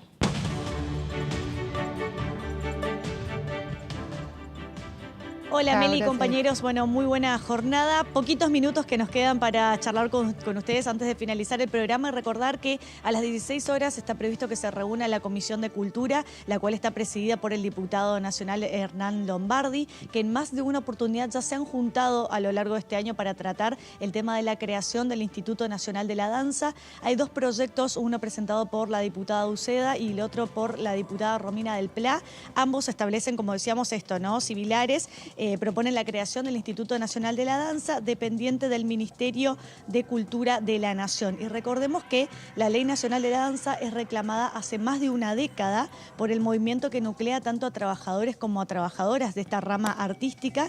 Y el movimiento por la Ley Nacional de la Danza se conformó en el año 2008 y 4 años después, en el 2012, se presentó por primera vez el proyecto en la Cámara de Diputados. Así que, como sabemos, en el día de hoy hay 2 proyectos presentados, van a seguir analizando. Ya se juntó la comisión en otra oportunidad para tratar el tema del Instituto Nacional de la Danza. Como decíamos, un proyecto promovido por la diputada Uceda, el otro por la diputada Romina del Pla. Así que seguramente nosotros vamos a estar trabajando desde aquí para hacer la cobertura de lo que es la previa de esta comisión y poder hablar con alguna de las autoras de estos proyectos. Bueno, Lu, ahí estamos viendo entonces cómo se está organizando todo. Quedan algunos minutos para las 4 de la tarde. La convocatoria es a partir de las 4, alrededor de este proyecto del Instituto, de la creación del Instituto de la Danza. Ya recién Martín nos había explicado un poco en torno a qué va la discusión y por qué se considera que es necesario. El tema es ver si tiene posibilidad de salir ahora este dictamen antes de la discusión del presupuesto o no. Claro. No hay que ver qué es lo que antes pasa. del cambio de la composición, ¿no? Claro, o sea, bueno, tenemos sí, igual antes que nada eso, una extensión de las sesiones ordinarias hasta el 9 de diciembre. De todas maneras, o sea, hay tiempo porque creo que tiene... Sí. Claro, si llega a obtener dictamen de comisión y poder meterse en el recinto en la última sesión antes de que cambie la composición de la Cámara, como bien lo estaban diciendo, ¿no? Claro. Sí, pero vos, Meli, dijiste una cosa no menor, que es el tema del presupuesto, porque estos proyectos que estamos viendo, vimos ayer el de financiamiento educativo, hoy el de la creación del Instituto de Danza y la ley de promoción de la danza, que incluye financiamiento, tienen que ver justamente con el anexo que tiene justamente el proyecto de presupuesto que envió el ministro de Economía y candidato presidencial Sergio Massa al Congreso, y que, bueno, la gran incógnita, qué va a pasar en función del resultado electoral y cómo queda después ese proyecto de ley, ¿no? Así es. Lu, gracias por este breve contacto con nosotros, pero seguramente te quedás en los programas que siguen. Gracias, ¿eh? Sí. Así es, gracias a ustedes. Hasta luego. Nos vemos mañana, Lu. Gracias, Jessy. Gracias, Martín, también a ustedes. Una tarde muy, muy interesante, con mucho intercambio en esta segunda edición. Nos reencontramos mañana a las 2 de la tarde. Chau, que estén bien.